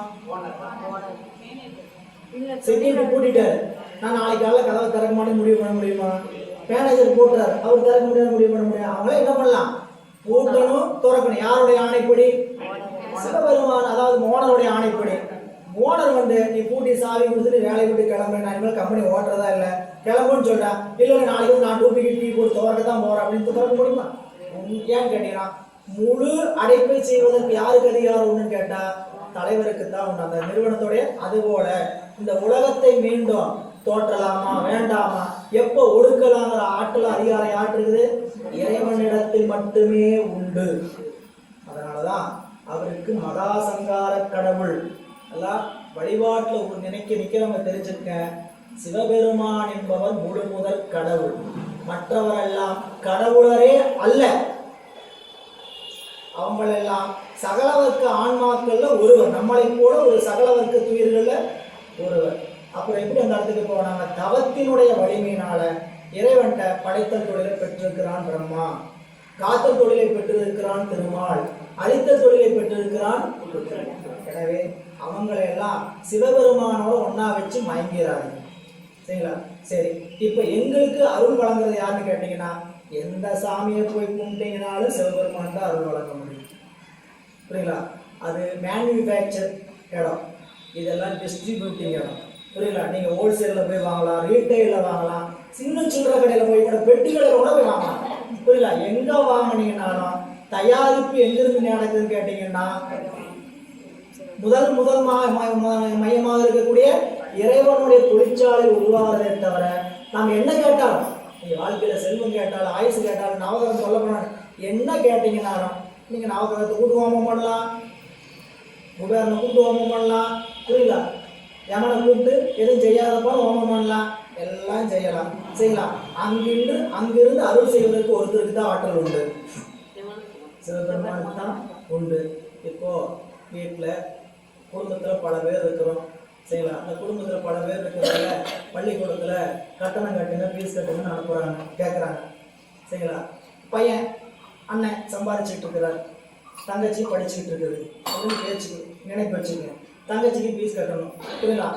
அப்பா வந்து ஊரில் இல்லை, வெளியூர் போயிட்டார், தம்பிக்கு அண்ணன் கட்டுறாரு, சரிங்களா. அண்ணன் கட்டணும்னா எங்கிருந்து வந்தது? தானே வந்துச்சா? அவர் தான் சம்பாதிக்கிறானே வச்சுக்கோங்க, புரியல. இவர் போடாமல் அங்கிருந்து எங்கே வந்துச்சு? இவர் படிக்க வச்சு வேலைக்கு போகிற வச்சு இவர் சம்பாதிக்க வச்சங்காட்டி தானே இனி சம்பாதிச்சு கொடுக்குற. இப்போ இவங்கள மாதிரி இடையில இருக்கிறவங்க தான் இவங்க எல்லாம், செய்யலாம். இங்கெல்லாம் போய் நின்றுட்டு கொடுங்கன்னு கையேங்கிறது அடியார்களுக்கு இலக்கணம் அல்ல. இங்கே வந்துடும் பாஞ்சராத்திரிகள் மதம், திருமாலுடைய இதை சொன்னார். அப்போ பிரம்மத்தை உணர்ந்து இவங்க இவங்களுக்கு என்ன பேருன்னு கேட்டீங்கன்னா பிராமணர்னு பேரு. பிரம்மத்தை உணர்ந்திருப்பதனால இவங்களுக்கு பேரு பிராமணர். பிரம்ம ஞானத்தை உடையனால இவங்க பிராமணர்னு பேரு. இந்த பிராமணர் வேறுங்கிறது முதல் தெரிஞ்சுக்கணும், புரியுங்களா. வேதத்தை படிச்சவங்க எல்லாமே சிவாகமம் படிச்சிருக்க மாட்டாங்க, நல்லா கவனிங்க. வேதத்தை முழுமையா படிச்சவங்க கிடையாது. வேதத்தை இறைவனுக்கு என்னென்னலாம் வழிபாடு செய்யணும் அந்தந்த மந்திரத்தை போய் கத்துக்கிட்டு வந்திருப்பாங்களே தவிர 4 வேதத்தையும் முழுசா படிச்சவங்க யாராவது இருக்கிறாங்கன்னு கேட்டால் யாருமே கிடையாது, புரியுதா. அவங்க என்ன பண்ணியிருப்பாங்க? பிரம்மனுக்கு 4 ஸ்தோத்திரம், திருமாலுக்கு 4 ஸ்தோத்திரம், கணபதிக்கு 4 எல்லாம் அந்த வழிபாட்டுக்குரிய மந்திரங்களை எல்லாம் கற்று வச்சு அவர் சொல்லப்பட்ட நெறிகளை எல்லாம் இப்படி செய்யணும்னு தெரிஞ்சு வச்சிருப்பாங்களே தவிர வேதத்தை சொல்பவர்கள் பிராமணன் என்று சொல்லப்படுவாரே தவிர அவர்கள் ஆகமத்தை கற்றவர்களை விட கீழானவர்கள் தான். இதெல்லாம் சொன்னா பிரச்சனை சரிங்களா. எங்க வெந்தால் போய் பிராமணன் வேற ஆகமத்தை சொல்ல சிவா. நீங்க உண்மையா ஆராய்ச்சி பண்ணீங்கன்னா யாரு சிவாச்சாரியார்? வேதத்தினுடைய அங்கமாக இருக்கக்கூடிய 6 அங்கத்தையும் படிச்சிருக்கணும். சொல்ல போறாரு 6 அங்கம் படிச்சிருக்கணும். சிவாகமங்களை கற்று இப்ப சிவாகமம் ஆகமம் படிச்சுட்டு வந்தான்னு சொன்னா 28 ஆகமும் படிச்சவங்களான்னு கேட்டால் கிடையாது, சரிங்களா. அங்க வந்து அவங்களுக்கு 4-5 ஆகமம் தான் சொல்லிக் கொடுக்க கூட, அது முழுமையாக சொல்லிக் கொடுக்கப்பட மாட்டார். அதை வச்சு அவங்க என்ன பண்ணிக்கணும்னு கேட்டீங்கன்னா இந்த ஆகமத்தை போல மற்ற ஆகமங்களை அவங்க வாழ்நாளில் கத்துக்கணும், சரிங்களா. அப்படி இந்த பாடல் எப்படி என்ன காட்டுன்னு பார்த்தீங்கன்னா அந்த பிரம்மத்தை அதான் சொல்றார். 3 முதல் வரி பாருங்க. இருக்கு உருவாம் எழில் வேதத்தின் உள்ளே, இருக்கு உருவாய் இருக்கக்கூடிய வேதத்தின் உள்ளே உருக்கு உணர்வாய் உணர் வேதத்தில் ஓங்கியாமே. அதுக்குள்ள இருக்கவனு யாரும் கேட்டா சிவன் தான். வேதத்தில் சொல்லப்பட்டிருக்கக்கூடிய பொருளும் அவன் தான், வேதத்துக்குள்ள நிற்கக்கூடியவனும் அவன் தான் அப்படின்னு காட்டுறார். 54வது பாடு பாருங்க. திருநெறியாவது சித்து அசித்து அன்றி பெருநெறி ஆய பிரானை நினைந்து உருநெறியாம் சிவமாம் நெறி கூடும் ஒரு நெறி ஒன்றாக வேதாந்தம் போதுமே. ஐயா வேதம் கடைசியா என்ன சொல்லுது அப்படின்னு கேட்டீங்கன்னா வேதத்தினுடைய அந்தம் வேதாந்தம். வேதத்தினுடைய அந்தம் நாம உலகத்துல வேதாந்தம் ஒரு செல்லு கேட்போம். அந்த வேதாந்தம் இந்த வேதாந்தம் அல்ல, புரியல. அந்த வேதாந்தத்தை இந்த வேதாந்தமா புரிஞ்சுக்கிட்டு வேதாளமான சொல்லிட்டு இருக்கக்கூடாது. ஏன்னா இதெல்லாம் நீங்க வேதாந்தம்ங்கிறவங்க அவங்க என்ன கொள்கைன்னு கேட்டு இதெல்லாம் நீங்க இங்க படிச்சீங்கன்னா தான் முடியும். சங்கரர் சொல்கின்ற கொள்கை வேதாந்த கொள்கை. இந்த உலகத்துல அப்படிப்பட்ட கொள்கை உடையவங்க தான் நிறைய. நானும் பிரம்மம் இறைவனும் பிரம்மம், நானும் பிரம்மம் இறைவனும் பிரம்மம், அவர் வேற நான் வேற அல்ல, சரிங்களா. அந்த பிரம்மம் தான் இப்ப இப்படி பிரம்மமா இருக்கு. அது பரமான்மா, இது சீவான்மா, அவ்வளவுதான் வேறுபாடே தவிர. ஏயா புரியாச்சு? அவங்க ஏகான்மவாத கொள்கை உடையவர்கள். சங்கரருடைய வேதாந்தம் என்ன? உலகம் முழுக்க இருக்கக்கூடிய அதிகம் பரவி இருக்கக்கூடிய கொள்கை என்னன்னு கேட்டீங்கன்னா சங்கரருடைய வேதாந்தம். இந்த உலகத்தில் இருக்கக்கூடிய பொருள் ஒரே பொருள் தான். என்ன பொருள்?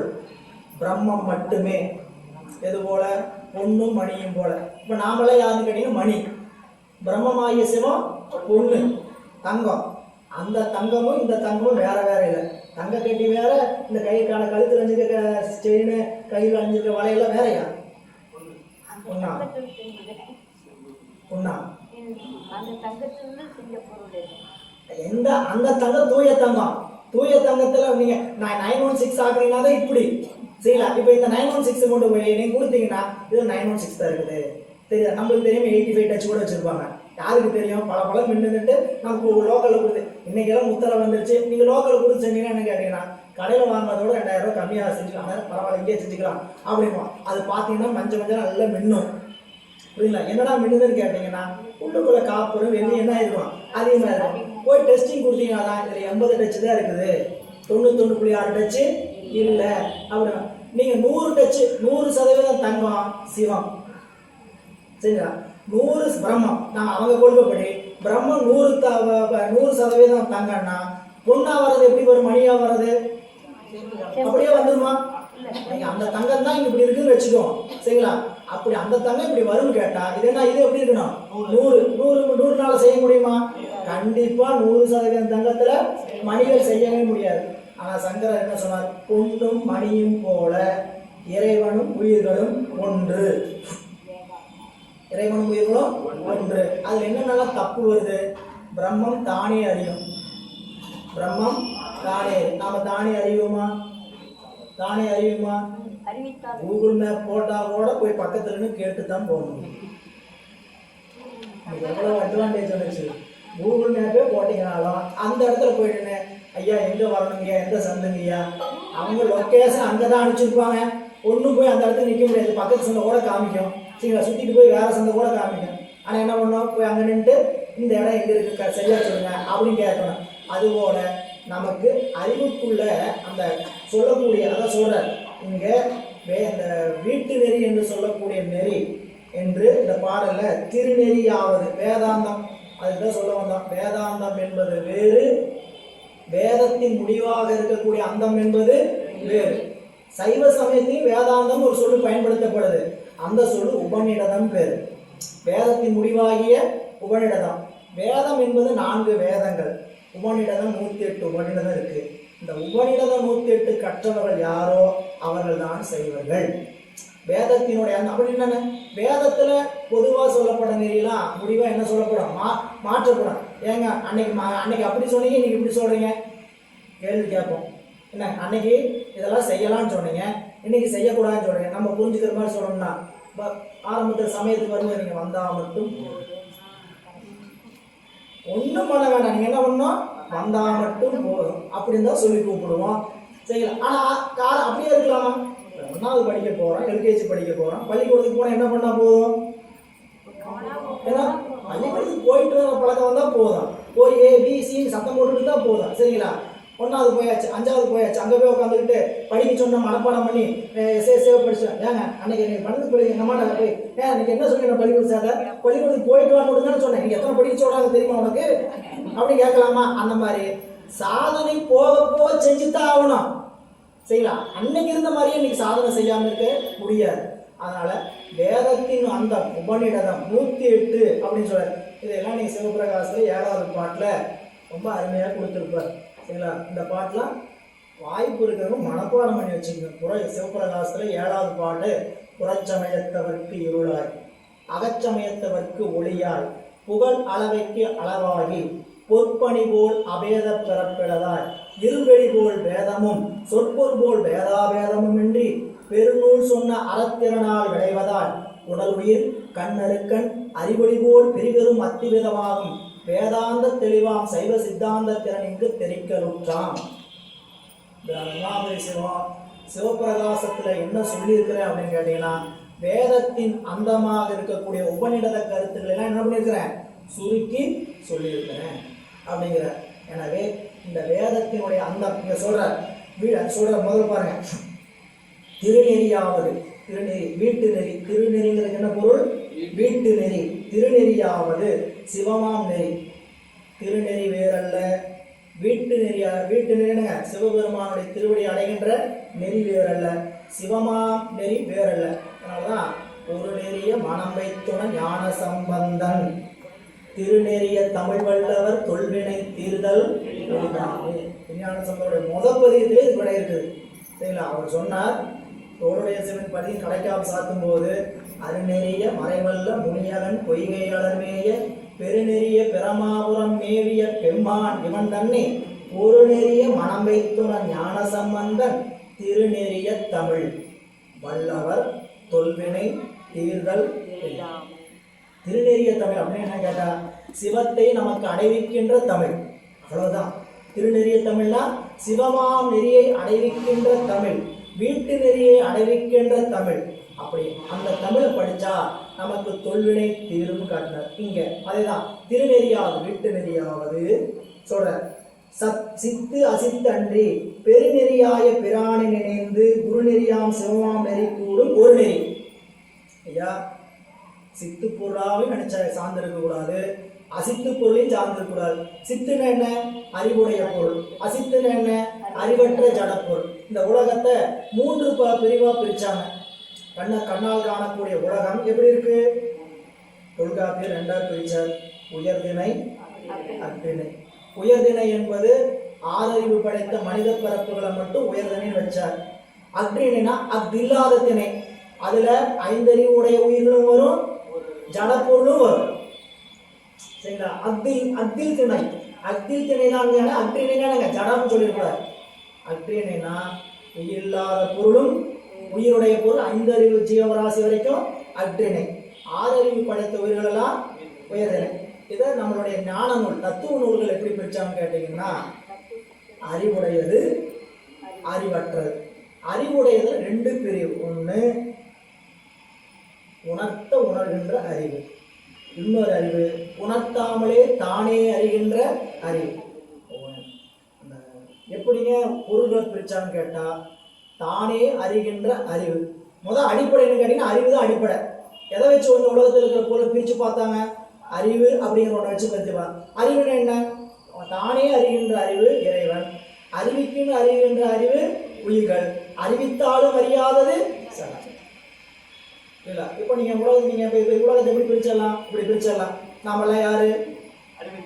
அறிவித்தால் அறிகின்ற அறிவு நமக்கு உயிர்கள், இறைவன். இப்போ ஏங்க இப்படி இறைவன் ஒருத்தர் இருக்கிறாரா அப்படின்னு தெரிஞ்சுக்கணும். எப்படி தெரிஞ்சுக்கலாம்? எப்படி யூகிக்கிறது? என்னால் பார்த்தா யூகிக்க முடியும். உங்களுக்குலாம் காட்சி வரிசைக்கும், எனக்கு இன்னும் கிடைக்கல. சரிங்களா? இப்போ நம்ம கண்ணால் பார்த்தா தெரிஞ்சுக்கிறது இறைவனை கண்ணால் காட்ட முடியுமா? அது தவமுடையவர்களுக்கான காட்சி. சரிங்களா? அதுக்கெல்லாம் நம்ம தவம் போதாது. அப்போ எப்படி யூகிக்கலாம்? இருக்கிறாரா இல்லையா? சொல்றாங்க இருக்கிறாங்கன்ட்டு நம்பித்தான் கும்பிட்டு இருக்கோம், அருள் செய்வாருன்ட்டு அப்படின்னு நினைப்போம். புரியுங்களா? அதுக்கு நிறைய காரணம் சொல்ற. ஏது காட்டுறார் மெய்கண்டார்? கண்ணால் காணப்படுகின்ற உலகம் தானே இயங்காது. சடப்பொருள் தானே இயங்குமா? சடப்பொருள் தானே இயங்குமா? உட்காந்து இருக்கிற நீங்களாம் நவுத்தாம நவுருமா? இந்த பேசிட்டு இருக்கிற ஸ்பீக்கர் அப்படி ஆட்டாம தானே நவுருமா? இது வெச்ச மாதிரியே இருந்துட்டு இருக்கும். புரியல? அப்ப இதை நவர்னா என்ன பண்ணணும்? ஒரு அறிவுடைய பொருள் வேலை செய்யணும். புரியல? இப்போ உலகத்தில் இருக்க ஜடப்பொருள்லாம் தானா அசையாது, தானா நகராது. நல்லா தெரியுதா? சரிங்களா? அதுபோல இந்த உலகம் சடம் ஒத்துக்கிறீங்களா இல்லையா? இந்த பொருள் சடமா, இந்த பொருள் சடமா? கண்டிப்பா இந்த பொருள் என்ன ஆகாது, தானா நகராது. சரிங்களா? ஒருத்தர் நகத்தை தான் நகரும். புரிஞ்சுக்கிட்டீங்க? சரிங்களா? அதுபோல இந்த உலகமும் சடப்பொருள் தான். சரிங்களா? உலகம் ஜடப்பொருள் ஒத்துக்க மாட்டாங்க நிறைய பேர். சூரியனுக்கு அறிவு இருக்கும்பாங்க. ஆமாம், இதெல்லாம் இங்கே இதெல்லாம் கேள்வி நிறைய இருக்கு. சித்தாந்தத்துக்குள்ள போய் ஆராய்ச்சியில் படிச்சீங்கன்னா தான் நீங்கள் நம்மளுக்கே அப்படி தோணும். சூரியனும் என்னைக்குமே அழியறது இல்லையே. எதெல்லாம் சடப்பொருளுங்களுக்கு அடிப்படை இருக்கு. எதை சடப்பொருள் முடிவு பண்ணுறது? சடப்பொருள் முடிவு பண்ணிருக்கீங்களா நீங்கள்? எதை சடப்பொருள் முடிவு பண்ணுவீங்க? எது சடப்பொருள்? எது சடப்பொருள்? எது சடப்பொருள்னா சுட்டி அறியணும் அந்த சடப்பொருளை. புரியுங்களா? அந்த பொருள் கூறு கூறாக அவயவமாக பிரிக்கப்படணும். புரியுங்களா? அதுதான் சடப்பொருள். அவயவ பகுப்புடையது, சுட்டி அறியப்படும். புரியுங்களா? இப்போ உலகத்தில் இருக்கிற பொருள் என்னென்ன பொருள் நம்ம படிக்கிறோம், பிரிச்சிருக்கிறோம்? ஒன்று தானே அறிகிற அறிவு இறைவன் சொல்றோம். ரெண்டாவது அறிவித்தால் அறிவது உயிர்னு சொல்றோம். மூணாவது அறிவித்தாலும் அறியாத சடம்னு சொல்றோம். இப்ப எதையெல்லாம் சடம் முடிவு பண்ணலாம்? முதல் இறைவன் எடுத்துக்குவோம். அவரை சுட்டி அறியலாமா? அப்போ அவர் கண்டிப்பா சடம் இல்லை. உயிரை பார்த்துடலாமா? இதா பாருங்க, உயிர் போயிட்டு இருக்குது பாருங்க, டிராவல் ஆகிட்டு இருக்குது அப்படின்னு காமிக்கலாமா? உடம்புல யாராவது இந்த மணிக்கு போயிட்டாங்கன்னு தெரியும் போது இந்த அப்பதான் போயிட்டு இருக்கிறாரு பாருங்க, தாதான் போயிட்டு இருக்கிறாரு பாருங்க அப்படின்னு காட்டலாமா? முடியுமா? அப்ப அதுவும் சடம் இல்லை. அப்ப எதை சடப்பொருள்? கண்ணுக்கு காட்டமே இதெல்லாம் சடப்பொருள் சுட்டி அறியணும் இல்லையா? அப்ப இந்த பொருள்லாம் சுட்டி அறியப்படுறதுனால சடப்பொருள். முதல் அடிப்படை ஒரு அடிப்படையோட முடியல, சரிங்களா? 3 அடிப்படையை வச்சிருக்கிறாரு மெய்கண்டார். அடுத்த அடிப்படை என்ன கேட்டீங்கன்னா, சடப்பொருளை மட்டும்தான் கூறு கூறா பிரிக்க முடியும். உயிரை கூறு போட்ட முடியுமா? ஏங்க யார் கேட்குறீங்க? வீட்டில் கூறு கூறா தாங்க ஏதோ போட்டுட்டு இருக்காங்க, படுத்துற பாடு இருக்குது, அந்த கூறு இல்லை, சரிங்களா? தனித்தனி கூறா போடுறது, சரிங்களா? அப்படி தனித்தனியா இதை என்ன பண்ணலாம்? இப்போ இந்த மைக்கு தனித்தனி கூறா பிரிங்கன்னா கொடுத்தீங்கன்னா என்ன பண்ணுவீங்க? ஆளாளுக்கு தனித்தனியாக பிச்சு பெண்ணி பெடல் எடுத்துருவீங்க. ஆமா, எல்லாத்தையும். அப்ப இது கூறு கூறா பிரிக்க. அப்போ உயிரை தனித்தனியா கூறு கூறா பிடிக்க முடியாது, இறைவனை கூறு கூறா பிடிக்க முடியும். உடம்பு சடமா இல்லையா? உடம்பு சடமா இல்லையா? எப்படி சடம் முடிவு பண்ணோம்? இது கண்ணால் சுட்டி அறியப்படுகிறது. நீங்க அதைத்தான் அப்ளை பண்ணணும். எது விதியோ அதைத்தான் அப்ளை பண்ணணும். என்ன விதி? கண்ணால் காண முடியணும், சுட்டி அறியப்படணும். அடுத்தது கூறு கூறா பிரிக்க முடியும். இதெல்லாம் வச்சு உடம்பு என்னது? சடம். அப்ப இந்த உயிர் உடல்ல இருக்கிறதுனாலதான் இந்த உடம்புக்கு உணர்ச்சி, சரிங்களா? அப்போ இந்த உலகம் கண்ணால் காணப்படுகிற உலகம் தானே இயங்காது. எப்படி வச்சு முடிவு பண்ணீங்க? அது சடப்பொருள். இது எப்படி ஐம்பூதத்தால உருவாயிருக்குதோ அது போல இந்த உலகம் எதனால உருவாயிருக்கு? ஐம்பூதத்தினால உருவாயிருக்கு. இனி சூரியன் மற்ற பொருள்லாம் சடப்பொருளா, அது உணர்ச்சியா, அது அழியுமா அழியாதவங்க நீங்க அந்த ஆராய்ச்சி வச்சு தெரிஞ்சுங்க, புரியுங்களா? இதெல்லாம் நீங்க அப்ளை பண்ணி பார்த்துக்கணும். ஏன்னா பாட்டை விரிச்சுட்டுனா நிறைய விரிச்சுட்டே போகும். இப்போ உலகம் தானாக இயங்கவில்லை. இப்போ இது எதை வைத்து? மற்ற சடப்பொருள் எப்படி தானா இயங்காதோ இந்த உலகம் ஐம்பூதத்தால் ஆனது, அதனால இது தானா இயங்காது. அடுத்த கேள்வி அங்கே நினைச்சுன்னு கேட்டா, சரிங்க, நம்மள மாதிரி ஒரு 1,00,000 பேர் வச்சு இந்த உலகத்தை சுத்திட்டு இருக்காங்கன்னு வச்சுக்கோங்க. ஒரு வாரத்துல அறிவுடையவங்க தானே இயக்கணும். உயிர் அறிவுடையதானே. நம்மளை போல அறிவுடைய உயிர்கள் ஒரு 1,00,000 பேர் நின்று உலகத்தை என்ன பண்ணிட்டு இருக்கிறாங்க? ஒரு பக்கம் இந்த சுத்துறாங்க, சரிங்களா? அப்படி வச்சுக்கிட்டா என்ன பிரச்சனை வரும்? 1,00,000 பேர் வேண்டாம், 10 பேர் வச்சுக்கோங்க. 10 பேர் சுத்துறாங்க, சுத்திக்கிட்டே இருப்பாங்க. சுத்த என்னமாங்க, ஏன் நீ அப்படி சுத்துற, இப்படி சுத்து அப்படின்னு இன்னொருத்தர் சொல்லுவார். இன்னொருத்தர் சொல்லுவார், ஏன் நீ சொல்ற மாதிரி நான் சுத்தணுமா, நான் சுத்துற மாதிரி நீ சுத்து. இப்படி தலைவர் ஏன் ஒருத்தர் 10 பேர் போனா ஒரு பேச்சு கேட்டுருமா என்ன? ஒரே ஒத்த கருத்து. எப்ப 2வது ஆள் வர்றாங்களோ 2வது ஆள் வரும்போதே ஒத்த கருத்து வர மாறிதான் வரும். அப்ப 10 பேர் இன்னும் 100 பேர் இன்னும் உலகத்தை சுத்துறாங்க, நிச்சயமா இந்த உலகம் அப்படி கண்டிப்பா சுத்த முடியாது. இன்னொரு ஆப்ஷன் என்னன்னு கேட்டீங்கன்னா, இது சுத்திட்டு வருது, எங்கேயும் ஆக்சிடென்ட் ஆகாம போயிட்டு வந்துட்டு இருக்குல்ல, விபத்து இல்லாம, சரிங்களா? நம்மள மாதிரி ஆள் சுத்தினாங்கன்னா என்ன ஆகிட்டு இருக்கும் நேரம்? எத்தனை ஆக்சிடென்ட் வந்திருக்கு, எத்தனை கேஸ் வந்திருக்கும்? ஏன் சூரியனுடைய கோள் சுத்தி வருது, உலகம் தன்னைத்தானே சுற்றி கொண்டு சூரியனையும் சுற்று. சூரியன் மட்டுமா சுத்தி வருதுங்க? எல்லாத்தையும் சுத்தி வருது. எந்த கோளையும் இடிக்காம டிராவல் பேசாம தன்னுடைய வட்டப்பாதையில பேசாம போயிட்டு வந்திருக்குன்னா கண்டிப்பா அது யாருடைய முயற்சியா இருக்கும்? அப்படி இறைவன் உடனே முடிவு பண்ண வேண்டாம். ஒரு பேரறிவு பொருள் நம்மளை போல சிற்றறிவா இருக்கிறதா இருந்தா கண்டிப்பா என்ன பண்ணா எங்கேயாவது போய் டேஷ், சரிங்களா, அது உருவாகும். அதனால கண்டிப்பா இது ஒரு அந்த பேரறிவு பொருள் எதுங்கிறது தான் அடுத்த ஆராய்ச்சி, சரிங்களா? எனவே இங்க திருநெறி ஆவது, வீட்டு நெறியாவது என்ன பண்ணணும்? இந்த சித்து அசித்துக்கு தான் சொல்லணும். அந்த உலகம் எப்படிப்பட்டது? சித்து அசித்து என்ற 2 கூறு. இங்க சித்துங்கிறது உயிரைத்தான் குறிக்கும், இறைவனை குறிக்கல. ஏன்னு கேட்டீங்கன்னா இறைவனும் சித்து தான், உயிரும் சித்து தான். இறைவன் சித்து போல இறைவனையும் சித்து நினைச்சிட்டு கண்டிப்பா ஒன்னா எண்ணிக்கூடாது. இது அறிவித்தால் அறிகின்ற சித்து, அது அறிவிக்காமலே அறிகின்ற, தானே அறிகின்ற சித்து.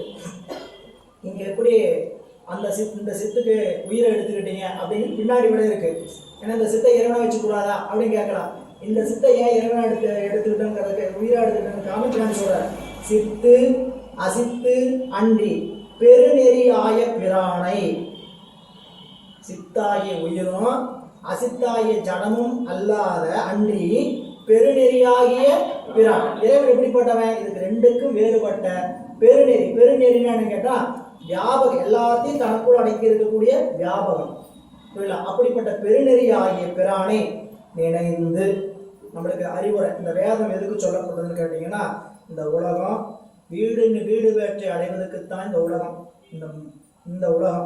இந்த உலகத்துக்கு வந்திருக்கிற நாம சித்து அசித்துன்னு சொல்லக்கூடிய ரெண்டையும் சாராம பெருநெறியாகிய பிரானாக இருக்கக்கூடிய சிவபெருமானை நினைந்து என்ன பண்ணணும்? குரு நெறியாம் சிவமாம் நெறி கூடும்.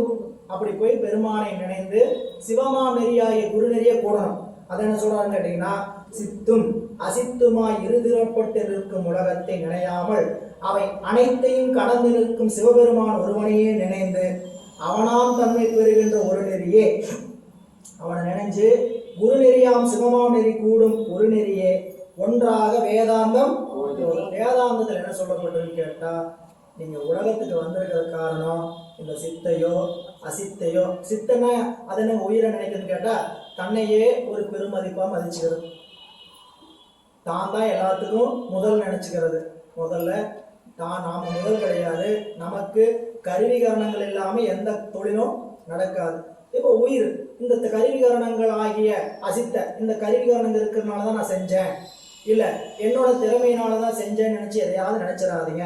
அதையெல்லாம் ஒழித்து குரு நெறியில் அடங்கினீங்கன்னா தான் சரிங்களா. நான் ஒரு பொருள் அல்ல, இந்த உலகம் ஒரு பொருள் அல்ல. இவ்வளவு நாள் இந்த உலகத்தையும் இந்த எண்ணெயும் ஒரு பொருளாக நினச்சிட்டு இருந்தது மயக்கம்.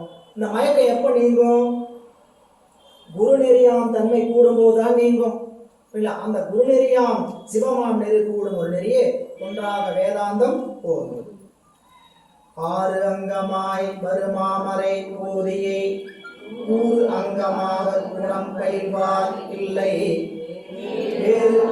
வேறு அங்கமாக விளைவு செய்து அப்புறம் வேறு அங்கமாக பெருக்குகின்றாரே. இப்போ இந்த பாடல்ல இந்த மேல பாடல்ல நமக்கு, அதாவது 54வது பாடல்ல முன்னாடி பாரிஷேடம், அதாவது ஒளிவு அளவைன்னு சொல்லப்படும் பாரிஷேடம் அப்படின்ட்டு. இதுக்கு சித்தியார் படிக்கணும். அளவைனா என்ன அப்படின்னு பல வகை அளவில் உண்டு. காட்சி அளவை, கருதல் அளவை, ஆகம அளவை அப்படின்னு சொல்லப்படுகின்ற பிரத்யட்ச பிரமாணம், அனுமான பிரமாணம், ஆகம பிரமாணம். இது இல்லாமல் நிறைய அளவையெல்லாம் இருக்குது. இதெல்லாம் நீங்கள் சிவஞான சித்தியாரின் விரிவு காண்க. ஏன்னா தர்க்க நூல்களில் தர்க்கத்தில் சொல்லப்பட்ட அளவை முறைகளை சொன்ன ஒரே நூல் சைவ சித்தாந்தத்தில் சிவஞான சித்தியார் தான். அதில் ஒரு 14 பாட்டு சொல்கிறார். அது சித்தியார் வந்து நம்மளுடைய ஆன்லைனில் கேட்டவங்களுக்கு தெரியும் அந்த அளவையெல்லாம் என்னென்னு. அதில் விரிவு மீண்டும் அதை வீடியோ அதை ஆடியோவை போட்டு கேட்டுங்க. அளவை என்றால் நாம் ஒரு பொருளை உண்டு என்பதற்கான நிர்ணயம் செய்வதற்கான வரைமுறை. புரியல? அப்படிப்பட்ட அளவை இங்கே சொல்கிறார். இங்கே இப்போ இது வரைக்கும் மேலப்பாட்டு வரைக்கும் என்ன சொன்னான்னு கேட்டிங்கன்னா, இதனால் மேல் பாரிசேடத்தால் பெறப்பட்டதனை பொருந்துமாட்டின் வைத்துணர்த்தி வலியுறுத்தல் செய்யப்பட்டது. அதாவது வேதத்துக்கு விட்ட அறமில்லை இதெல்லாம் சொல்லி முடித்த ஆசிரியர் அதை நமக்கு பாரிசேடத்தால் சொன்னதை இங்கே வலியுறுத்தி காட்டிட்டார். திருநெறியாவது சிவமாம் தன்மை பெறுகின்ற நெறியை. இனி இந்த பாட்டில் அடுத்து என்ன சொல்ல போறாங்கிறத சொல்றார் பாருங்க. 6 அங்கமாய் 6 அங்கங்களை உடையதாய் ஓதி வரும் மாமரை. 2வது வார்த்தை எப்படி படிக்கணும்னு கேட்டீங்கன்னா, வரு மாமரை ஓதியின் படிக்கக்கூடாது. ஓதி வரும் மாமரையை 6 அங்கமாய் ஓதி வரும் மாமரையை கூறு அங்கமாக குணம் பயில்வார் இல்லை, வேறு அங்கமாக விளைவு செய்து அப்புறம் வேறு அங்கமாக பெருக்குகின்றாரே. இந்த வேதம் எப்படி இருக்குன்னு கேட்டீங்கன்னா, 6 அங்கமாய் மேற்தொட்டு எழுதா கிளவியாய் வருகின்ற வேதத்தை. இந்த வேதம் எப்படிப்பட்டது? ஓதி வரும் மாமரையை தவிர இது எழுதிய மாமரை அல்ல. சரிங்களா? திருமுறை இப்படித்தான் ஆயிருக்கும். ராஜராஜ சோழ மன்னர் இல்லைன்னா திருமுறை இப்படித்தான் ஆயிருக்கும். சரிங்களா? எல்லாரும் ஓதி வரதை அப்படி கேட்டு தான் பாடியிருக்கணும். அவர் வந்து திருமுறையை கண்டெடுத்து கொடுத்தங்காட்டி தான் இன்னைக்கு நமக்கு அது எழுதி கிடைக்கப்பட்டதா இருக்குது. ஆனால் வேதம் ஒருவரால் சொல்லப்பட்டது அல்ல. வேதம் எழுதா கிளவினதுங்க, ஒருத்தர் வாயிலாக ஒருத்தருக்கு சொல்லி சொல்லி படிக்கப்பட்டதே தவிர இறைவனை யாருக்கு சொன்னாரு?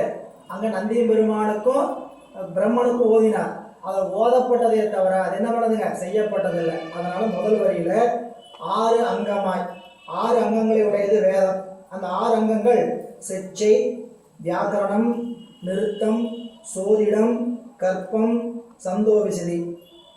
இதெல்லாம் என்னன்னு பேர் தான் மயக்கமாக தெரியும்.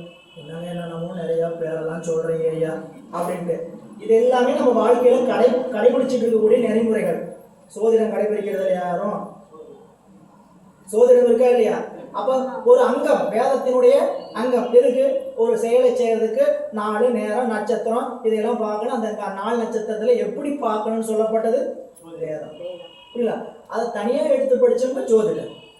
புரியல? வேதத்தில் சொல்லப்பட்டது அந்த அதை வரிசையை சொல்லிடுவார் பாருங்க. அப்போ 6 அங்கங்கள் முதல் என்னன்னு தெரிஞ்சுக்கணும். 6 அங்கமாய் 6 அங்கங்கள் எது?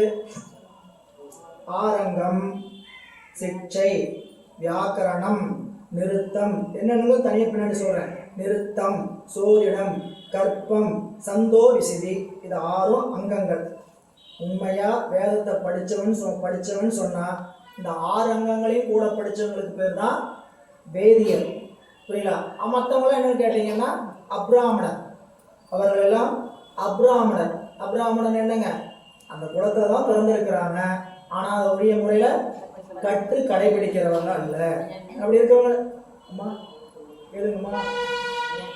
6 சிச்சை, வியாகரணம், நிருத்தம், சோதிடம், கற்பம், சந்தோவிசிதி. சிச்சை, வியாகரணம், நிருத்தம், சோதிடம், கற்பம், சந்தோவிசிதி. நீங்கள் வீடியோ போடும்போது எடுத்து அந்த இடத்துல ஓட்டி பார்த்து எழுதிக்கிட்டீங்கன்னா இன்னும் கொஞ்சம் சௌரியமாக இருக்கும். பாருங்க, 6 அங்கங்களை உடையதாய் மேல சொல்லப்பட்ட எழுதாக்கிரை கிளவியாக இருக்கக்கூடிய வேதத்தை சிவபெருமானை அதன் உடைவில் விளங்குவனாக உணர்ந்து அடுத்த வரி சொல்ற பாருங்க. கூறு அங்கமாக குணம் பயில்வார் இல்லை. ஏன்? அவன் தான் இந்த வேதத்தில எல்லாம் சொல்லப்பட்ட முடிந்த பொருள்ட்டு ஓதி உணர்வார் இல்லை. அதான் 2வது வரி. கூறு அங்கமாக குணம் பயில்வார் இல்லை அப்படின்னு என்னன்னா, அவ்வேதத்தை செய்த சிவபெருமானை அதன் முடிவில் விளங்குவனாக உணர்ந்து அவன் அருக்குணங்களை போற்றுவர் உலகுவர் ஒருவரும் இல்லை. அடுத்த வரி பாருங்க. வேறு அங்கமாக விளைவு செய்து. அப்புறம் என்ன பண்றாங்க? அந்த வேதத்தை எதுக்கு படிச்சிருக்கிறோம்? அதனால வரக்கூடிய வேற வகையான பேருகளை உலகாக்கி, இதை ஓதனா அது கிடைக்கும், அதை ஓதனா செஞ்சா அது கிடைக்கும், இதைத்தான் செஞ்சுக்கிட்டு இருக்கிறீங்களோ தவிர இந்த வேதத்தை ஓதுவது, இந்த வேதத்தில் சொல்லப்பட்ட கருத்துக்களை சொல்லப்பட்டது எதுக்காக? அந்த வேதத்தை கடந்திருப்பவனாக இறைவனை அறிந்து அவனை அறிவதற்காகவும் அவனை உணர்வதற்காக தான் அந்த வேதம் சொல்லப்படுது. ஆனால் அப்படி சொல்லப்பட்ட வேதத்தை ஒருவரும் அப்படி ஓதுவார் இல்லை. என்ன பண்ணுறாங்களா? சில பேர்களை கருதி சில பகுதிகளை ஓதி அதனை பயணப்படுறவங்க தான் இருக்கிறாங்க. அதான் 3வது. வேறு அங்கமாக விளைவு செய்து அப்புறம் பேரு அங்கமாக பெருக்குகின்றாரே. மேலும் மேலும் இந்த மாதிரி பலனை பெற்றுட்டு பிறப்புக்கே வழியாக இவற்றை பெருக்குகிறாரே தவிர சிவனை புறத்தே வைத்து பயன்கருதி கருமங்களை செய்யும் வினை பெருகும். பாடோட முடிஞ்ச கருத்து என்ன கேட்டீங்கன்னா, வழிபாட்டில் நீங்கள் எந்த வழிபாட்டை செஞ்சாலும் சிவபெருமான புறத்தை வச்சு செஞ்சு நீங்கள் அந்த வழிபாட்டு கருமங்களை செஞ்சீங்கன்னா மேலும் மேலும் வினையைத்தான் பெருக்கும். அது உங்களுக்கு முடிந்த பயனை தராது. என்னங்க பயணம் இருக்கும்? பசு புண்ணியம் சேரும். நீங்கள் ஒரு தர்மம் செய்கிறீங்க, ஒரு வேள்வி செய்கிறீங்க, நான் செஞ்சேன் அப்படின்னு நினச்சிக்கிட்டே செஞ்சீங்கன்னா, இதை என்னால் செய்கிறோம், நான் தான் இந்த தர்மம் செய்கிறேன், இந்த அன்னதானத்துக்கு நான் தான் காரணம், எல்லாத்துக்கும் நான் தான் காரணம் நினச்சிக்கிட்டே வந்தோம்னா அங்கே பசு புண்ணியம் விளையும், பதி புண்ணியம் விளையாது. பசு புண்ணியம் என்ன பண்ணும்? மீண்டும் பிறப்பு கொண்டு வந்து சேர்த்து, அவ்வளோதான். சரி, பிறப்பு நல்லா தான் இருக்குது, என்ஜாய் அவர் செல்ஃப், ஒன்றும் தப்பு இல்லை. பிறப்பு சந்தோஷமாக இருக்குன்னு நினைக்கிறோமா, என்ன பண்ணலாம்? ஜாலியாக என்ஜாய் பண்ணிட்டு என்ன பண்ணலாம்? கண்டதே காட்சி கொண்டதே கோலன்னு சொல்லிட்டு எனக்கு இந்த உலகம் பிறந்தது எனக்காக, ஓடும் நதிகளும் எனக்காக அப்படின்னு சொல்லி எல்லாத்தையும் எனக்காக பாடிட்டு வேண்டியதான், பாட வேண்டியதான். எங்கேயாவது ஒரு பிறப்பில் மீண்டும் இந்த ஞானம் வரும். சாமி அதுதான் வேலை. அவருடைய ஒரே வேலை நமக்கு ஞானத்தை கொடுத்து வீடு வேட்டை கொடுக்கறது தான். அவருடைய கொள்கையில மாற்றம் கிடையாது. பிறப்புக்கு நம்மளுடைய கொள்கையில் என்னது? பல பிறப்பு எடுக்க வச்சு நீங்க மனித பிறப்பு கொடுத்துருக்கிறார். இந்த பிறப்புல வந்தோம், அடையா நல்லா சாப்பிடணும், நல்லா தூங்கணும், நல்லா அனுபவிக்கணும், அதை விட்டா என்னையா அந்த உலகத்தில் இருக்கு அப்படி நினைக்கிறீங்களா? சந்தோஷமா அனுபவிக்க வேண்டியதான். சரிங்களா? அந்த இன்பம் நிலைச்சிருக்குதா? அங்க ஒரு கேள்வி. இந்த கேள்வியெல்லாம் எழுப்பிக்கணும். அந்த இன்பம் நினைச்சிருக்குதா? நல்லா சாப்பிட்றதுக்கு தானே இந்த உலகம், நல்லா தூங்குறதுக்கு தானே இந்த உலகம். சரிங்களா? நல்லா தூக்க மாத்திரை போட்டு தூங்குங்க, தூங்குறதுக்கு தான் உலகம்னு சொல்லிட்டு. சரிங்களா? 4 நாள் படுத்தணும்னா முதுகுல கொப்பளம் வந்து துண்ணு வந்துடும், உடம்பு புண்ணு வந்துடும். தூக்கம் இன்பம் தானே, நல்லா படுத்து பெட்டில் தூங்க வேண்டியதானே. நிலத்து அதுவே ஒரே இடத்துல படுத்து தூங்க முடியாது. சரிங்களா? ஒன்றா கமுந்து, இல்லாட்டி குப்பரை, இல்லாட்டி மல்லாக்க, அப்புறம் ஓரம் ஒரு கழிச்சு, இப்படி மாற்றி மாற்றி தான் அந்த இன்பத்தையும் அனுபவிக்க முடியும். தவிர ஒரே நிலையில இன்பத்தை அனுபவிக்க முடியும் ஒன்றும் பண்ண முடியாது. இந்த உடம்பை வச்சுக்கிட்டு இந்த உலகத்தில் நிலைத்த இன்பத்தை அனுபவிக்கவே முடியாது. சரிங்களா? இது எப்போ அறிவுக்குள்ள வரும்? தத்துவ ஞானத்தை படிக்கும்போது தான். இந்த இன்பம்லாம் ஒரு காலம் வரைக்கும் தான். இந்த இன்பத்தை பெருக்காக இந்த உடம்புக்குள்ள நம்ம வரல. இறைவனுடைய திருவடியில் கலந்து அனுபவிக்கிற இன்பம் நமக்கு வேணும் அப்படின்னு தத்துவ ஞானத்தினால் அறிவோம், குருநாதோட உபதேசத்தால் அறிவோம். அப்போ இந்த உலகை விட்டு நீங்கணும்னா மீண்டும் இந்த இடத்துக்கு வரக்கூடாதுங்கிற விருப்பம் வரும். இல்லை எனக்கு விருப்பம் வருதுன்னா இன்னும் நமக்கு மலத்தினுடைய சேட்டை குறையிலேன்னு அர்த்தம். இதான் சொல்றாரு. மேலும் மேலும் பிறப்புக்கே வழிவகுத்துக்கிறாங்க. இதுல இந்த சிச்சைனா என்ன அப்படின்னா, வேதத்தை எப்படி சொல்லணும். சிச்சை என்றால் வேதத்தை ஒழிக்கும் முறை.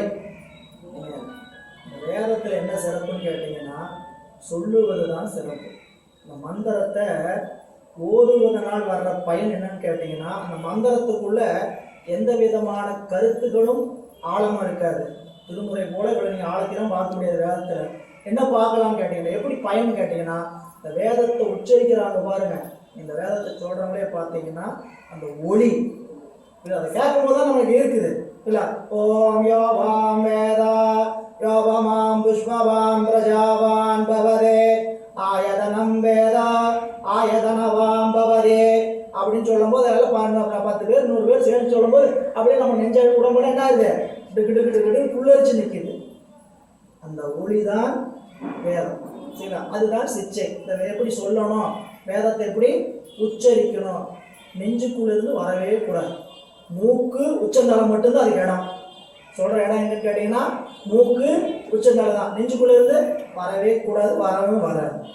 சரிங்களா? நீங்கள் அதை கவனித்து நீங்கள் மந்திரம் பண்ணீங்க. நம்மள சும்மாவாக இருப்போம். யூடியூப்பில் போட்டு நான் 4 மந்திரத்தை படிச்சுட்டு படிச்சுட்டு இருக்கோம். எத்தனை பேர் இருக்கும்? சரிங்களா? வேதத்தை படிக்கிறேன் அப்படின்னு காயத்ரி மந்திரம் படிக்க, அந்த மந்திரம் சொல்கிறேன், இந்த மந்திரம் சொல்கிறேன் அப்படின்னு காலையில் உட்காந்துட்டு ஓம் ஓம் புவஸ்வக ஓ அப்படின்னு சொல்லிட்டு நாமளும் மந்திரத்தை சொல்லிட்டு தான் இருப்போம். சரிங்களா? சொல்லும்போது கவனிச்சிங்கன்னா தெரியும், இந்த மந்திரம் இந்த இடத்தில் சொல்லப்படுகிறது. சிகிச்சை வேதத்தை ஓதுகின்ற முறை. இதெல்லாம் இங்கே படிச்சிங்கன்னா தான் கேட்டிங்கன்னா தான் கேட்க முடியும். எவ்வளோதான் சொல்லணுமா, நாங்கள் வேதமாக சொல்ல போகிறோம். அதனால அப்போ தான் நீங்கள் என்ன பண்ணுவீங்கன்னு கேட்டீங்கன்னா, திருமுறையில் உணர்ந்து படிப்பீங்க. வேதத்துக்கு திருமுறைக்கு என்ன வேறுபாடுன்னு கேட்டிங்கன்னா, ராமலிங்க அடிகள் சொன்னார். சரிங்களா? வேதத்தை ஓதி ஆகமத்தை ஓதி அழுது நின்று யாரையும் நான் பார்த்ததில்லை. நீங்கள் பார்த்துருக்கீங்களா எங்கேயாவது? சும்மா அதெல்லாம் குறை சொல்லலை, தயவு செஞ்சு குறை சொல்கிறேன்னு நினச்சிக்க வேண்டாம். சரிங்களா? வேதம் ஆகமத்தை மந்திரத்தை ஓதிட்டு இருந்து அழுது நம்மளை பார்த்துருக்கிறீங்களா? வள்ளலார் அப்படி சொல்கிறார், நான் யாரையும் பார்த்ததில்லை. ஆனால் திருவாசகம் என்று ஒருகால் ஓதி, திருவாசகன்னு நான் படித்தேன். அங்குள்ள கீழ்ச்சாதை பறவைகளும் வேட்டமுறும் என்றார். கருங்கல் மனமும் கரைந்து நாட்டம் மெய்ஞான நாட்டம் வரும் என்றார். கருங்கல் மனமும் கரைந்து, கருங்கல் மனமும் கரைந்து, கேணியில் நீர் சுரக்கிற மாதிரி கண்ணில் தண்ணி வழிந்து அப்படி வரும்னா இதை போல நூல்கள் உண்டா அப்படிங்கிற திருமுறை அதாங்க செய்யும். நம்ம என்ன பண்ணோம், இறைவன்கிட்ட போய் இன்னைக்கு 4 ஒரு தேவாரம் பாடி நின்னோம்னா நெஞ்ச உருக்கி நம்ம அறியாமல் அவனுடைய கருணையினால கண்ணீர் வந்து நிற்கும். அதனால் இந்த ஒளி இதுதான் சொல்ல வந்தேன். அந்த ஒளி என்பது வேறு நிலை, இங்கே உணர்வு என்பது வேறு. சிச்சை வியாக்கரணம் அப்படின்னா வேதத்தில் இருக்கக்கூடிய தொடர் மொழிகளுடைய இயல்பை உணர்த்துவது. வேதத்தில் தொடர் மொழியை எப்படி படிக்கணும் அப்படின்னு சொல்லுகின்றதை உணர்த்துவது வியாக்கரணம்.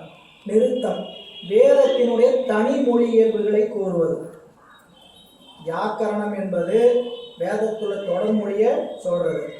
வியாக்கரணம் என்பது, நிறுத்தம் என்பது வேதத்தினுடைய தனி மொழிகளின் இயல்பை கூறுவது. சோதிடம் வைதிக கருமங்களுக்குரிய காலத்தின் இயல்பை சொல்வது. வைதிக கருமத்துக்குரிய காலங்களின் இயல்பை சொல்லுவது. எல்லாத்துக்கும் காலம் பார்க்க வேண்டியது. அவங்க சொல்லும் போது என்ன சொல்றாங்க? சோதனை எதுக்கு பார்க்கறது? சோதனை எதுக்கு பார்க்கறது? வைதிக கருமங்களை செய்தக்கூடிய காலத்தை நிர்ணயிப்பது. சோதனத்தை பார்க்க வேண்டியது. வீடு கட்டலாமா, ஆரம்பிக்கலாமா, கால் போடலாமா, நான் வெளியே புறப்படலாமா, போகலாமா, வரலாமா, எல்லாத்தையும் அன்னைக்கு அப்படிதான் உலகம் இருக்கு. செய்யலாம். சோதனம் பார்க்கக்கூடாதுன்னு அர்த்தம் இல்லை. செய்யலாம். எல்லா காலத்தையும் இயக்குபவன் காலகாலம். காலத்தையெல்லாம் இயக்குபவன் யார்? காலகாலம். அவனுடைய திருவடியில் உட்காந்துக்கிட்டு என்ன அந்த காலம் இந்த காலம் நோ காலம். புரியுதா? எல்லா காலமும் நமக்கு நல்ல காலம் தான். அது சிவபெருமானுடைய திருவடியை பற்றி நின்றால். சரி, இங்க வந்துருங்க. கற்பம் வைதிக கருமங்களை அனுஷ்டிக்கும் முறையை கூறுவது. கற்பம் வைதிக கருமங்களை எப்படி செய்யணுங்கிறத சொல்லுவது.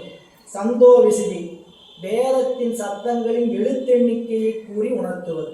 இதெல்லாம் இந்த பாடல நமக்கு அறிவுறுத்துறார்.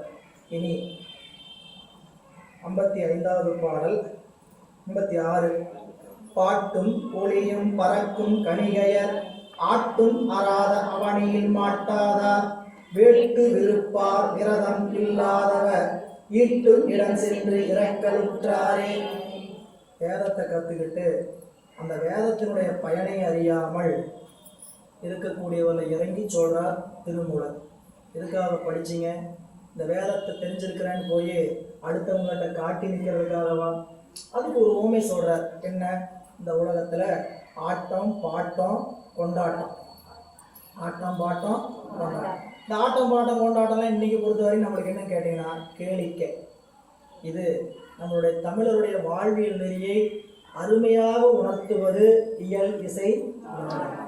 64 கலைகள்ல மிக முக்கியமா 3 கலைகள் இயல் இசை நாடகம். எதுக்காக சொல்லப்பட்டது இயல் இசை நாடகம்? இயல் எதுக்கு? பேசுவது. இசை அதை சொல்லு பாடுவது. நாடகம் நடித்து காட்டுவது. மொத்தத்தில் 3 ஒரே காரணத்துக்காகத்தான். என்ன காரணம்? நான் என்ன நினைக்கிறேனோ அதை உங்ககிட்ட நான் என்ன பண்ணணும்? மொழி மாற்றம் செய்யணும். உங்கள்கிட்ட பரிமாற்றம் செய்யணும். நான் என்ன விஷயத்தை கொண்டு உங்கள்கிட்ட சேர்த்தணும்னு நினைக்கிறேனோ அந்த விஷயத்தை என்ன பண்ணணும்? என்னுடைய வாயிலாக மொழியால சொன்னா, பேச்சால சொன்னா அதுக்கு பேர் பேச்சால சொன்னதுக்கு பேர் இயல். அதையே இசையால பாடி சொன்னா இசை. அதவே நடிச்சு காட்டி ஆடி காட்டி சொன்னா அவ்வளவுதான். புரியுங்களா? இறைவன் தான் உலகத்துக்கு உயர்ந்தவர் அப்படின்னு நான் பேச்சால இவ்வளவு நேரம் விவரிச்சுட்டு இருக்கிறேன். அதுவே பாடலாக சொன்னார். ஆதியும் அந்தமும் இல்லாரும் பெரும் சோதியையாம் பாட கேட்டேயும் வாழ்த்தடங்கள். அவ்வளோ இது அங்கே இசையால சொல்றது. புரியுங்களா? அதுவே நான் நடனம் ஆடக்கூடிய நல்ல கலை வல்லுநர் கூப்பிட்டு அதை சொன்னீங்கன்னா அவங்க தன்னுடைய அபிநயங்களால் என்ன பண்ணுவாங்க? நடிச்சு காட்டுவாங்க. சரி, இப்போ அதுக்காகத்தான் இந்த உலகத்துல இயலிசை நாடகம் என்று சொல்லப்பட்டது. புரியல? ஆனா இன்னைக்கு பாக்குறவங்க அதை பாக்குறோமா? புரியல? எடுக்கிறவங்களும் அப்படி எடுக்கிறது இல்லை. அன்னைக்கு பேசாத ஊமை படமே வந்தது, பேசும் படம்ட்டு. அங்க என்ன இருந்தது? ஒரு நடிப்பு மட்டும்தான் இருந்து அனுப்பி வச்சா புரிஞ்சுக்கிட்டாங்க. அப்புறம் பாட்டா படிச்சாங்க. பாகவத காலத்துல படத்தை எடுத்தோம்னா பேச்சுக்கு இடமே கிடையாது. செய்யலாம். நடந்து போய் என்ன சொல்றீங்க அப்படின்னா நான் என்ன என்று சொல்வதுன்னு ஆரம்பிச்சாதான் ஒரு பாட்டு வரும். புரியல? இப்ப அதுக்கெல்லாம் போய் இன்னைக்கு என்ன கேட்டீங்கன்னா அந்த காட்சி இப்ப வெறும் நடன காட்சியா? புரியுதா? அளவு அப்ப அந்த பாட்டுலயோ அந்த நடனத்திலேயோ அவர் என்ன சொல்ல வராரையோ அதை கவனிக்கிறது இல்லை. அவங்க எப்படி ஆடுறாங்க? புரியல? எப்படி ஆடுறாங்க? சரிங்களா? இதைத்தான் அறிவணிக்குதே தவிர இந்த வாயிலாக அசைவு ஏதாவது சொல்றாங்களா? அசைவு சொல்லி பாடலுக்கு நடிக்கக்கூடியவங்க ரொம்ப குறைவு. புரியல? அப்படிப்பட்ட இயக்குநர்களோ அப்படிப்பட்ட காலமோ நம்ம இல்லை. புரியல? ஆனா அன்னைக்கெல்லாம் அப்படி இல்லை. சொல்ல வேண்டியதே இல்லை. புரியுங்களா? கண்ணால அப்படியே கண்ணால காட்டுவாங்க. நடனத்தையும் பாட்டு என்ன பண்ணுவாங்க? கண்ணால காட்டுவாங்க. சரிங்களா? இதெல்லாம் டப்பிங் வந்த காலமாகி போச்சா? அதனால துபாய் கூட போயிட்டு நீங்கள் பாடியே நடிக்கணும், பேசியே நடிக்கணும். புரியல? டப்பிங் வாய்ஸ் எல்லாம் அன்னைக்கு அவ்வளோ சீக்கிரம் தொழில் வளர்ச்சி இல்லை. அது எல்லாமே ரியலாக இருந்தது. அதனால சரி இங்கே வந்துடுவோம். அப்படியே சொல்கிற பாட்டும் ஒலிக்கும் பறக்கும் கண்ணீர். பாட்டும் ஒளி பாடல், ஒளி சத்தம், பறத்தல் நாடகம், பறத்தல்லாம் அங்கேயும் இங்கேயும் ஓடுறது நாடகம். இயலும் இசையும் நாடகம் ஆகிய கலைகளின் பயனை அறியாவிடனும் அவற்றை இடையறாது நிகழ்த்தி நிற்கின்ற உலகில். ஏன் நிகழ்த்துறாங்க? இந்த பாட்டு அவங்க பாட்டு பேசுறாங்க, நடிக்கிறாங்க, பாடுறாங்க. இதெல்லாம் எதுக்கு செய்யறாங்க? பொருளிட்டுவதற்காக. அப்படி நடந்தாலும் சொல்ற வேதத்தை இடையறாது ஓதுகின்ற வேதியரும், வேதத்தை இடையறாது ஓதுகின்றனும் அத்தன்மையரேயாய் பொருள் பெற விரும்பி. அவங்க எதுக்காக நடிக்கிறாங்க? அவங்க எதுக்காக பாடுறாங்க, ஆடுறாங்க? பொருள் பெறுவதற்காக. இன்னைக்கு வேதத்தை கற்றுக்கிட்டவங்களும் சரிங்களா, அதில் எதுக்கு சொல்லப்பட்டிருக்குன்னு தெரிஞ்சுக்காம எதுக்காக நிற்கிறீங்க? போய் பொருள் தேடி தான் நிற்கிறீங்க. அந்த தன்மையரையாய் பெறவில்லை. பொருளாசை நிறைந்த நெறிமுறை இல்லாத கல்லை வல்லுநர் பொருளீட்டும் இடத்தில் சென்று அந்த அவங்க இடத்துக்கிட்ட போய் மாறு கொண்டு நிற்கின்றனர். இவங்க என்ன பண்றாங்க? அவரோடு மாறு கொண்டு நிற்கிறேன். அப்போ நீங்கள் ஒரு நெறிய சொல்ல வந்த அந்த மாதிரி யாருன்னு கேட்டீங்கன்னா, உலகத்துக்கு நெறிய சொல்ல வந்தவங்க. அந்த நெறிய சொல்ல வந்தவங்க நீ எப்படி நடக்கணும், நீ எப்படி இருக்கணும்னு சொல்லி அவங்க சொல்லணும். ஆனால் அவங்க என்ன பண்ணிட்டாங்க? இன்னைக்கு பொருள் ஈட்டுவதில் கொள்கையாக கொண்டு திருமூலர் சொல்லிட்டு போறார்.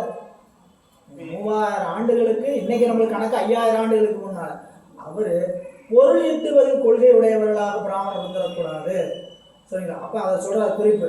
அப்போ பாட்டும் இசையும் ஆட்டமும் இறைவனது உண்மையை உணர அமைக்கப்பெற்றவை.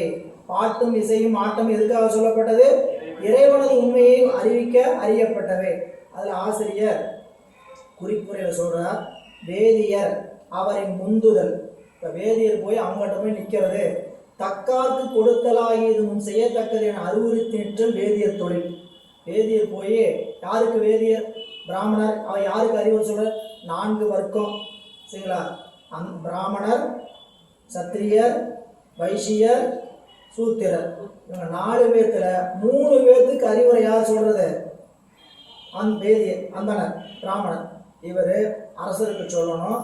அரசர் உலக மக்களுக்கு அதை நடைமுறை படுத்தணும் சரிங்களா. அப்படி படுத்த வேண்டியங்க அவங்க என்ன போய் சொல்லணும்? யாராருக்கு எப்படி எப்படி கொடுக்கணும், தக்காருக்கு இதை கொடுக்கணும், அப்படி பல வகையான அறிவுரை சொல்லுவது பிராமணருடைய கொள்கை. இவங்க வாழ்க்கை என்னன்னு கேட்டீங்கன்னா, படிக்கிறது சொல்றது, படிக்கிறது சொல்றது, இதுதான் அவங்க வேலை.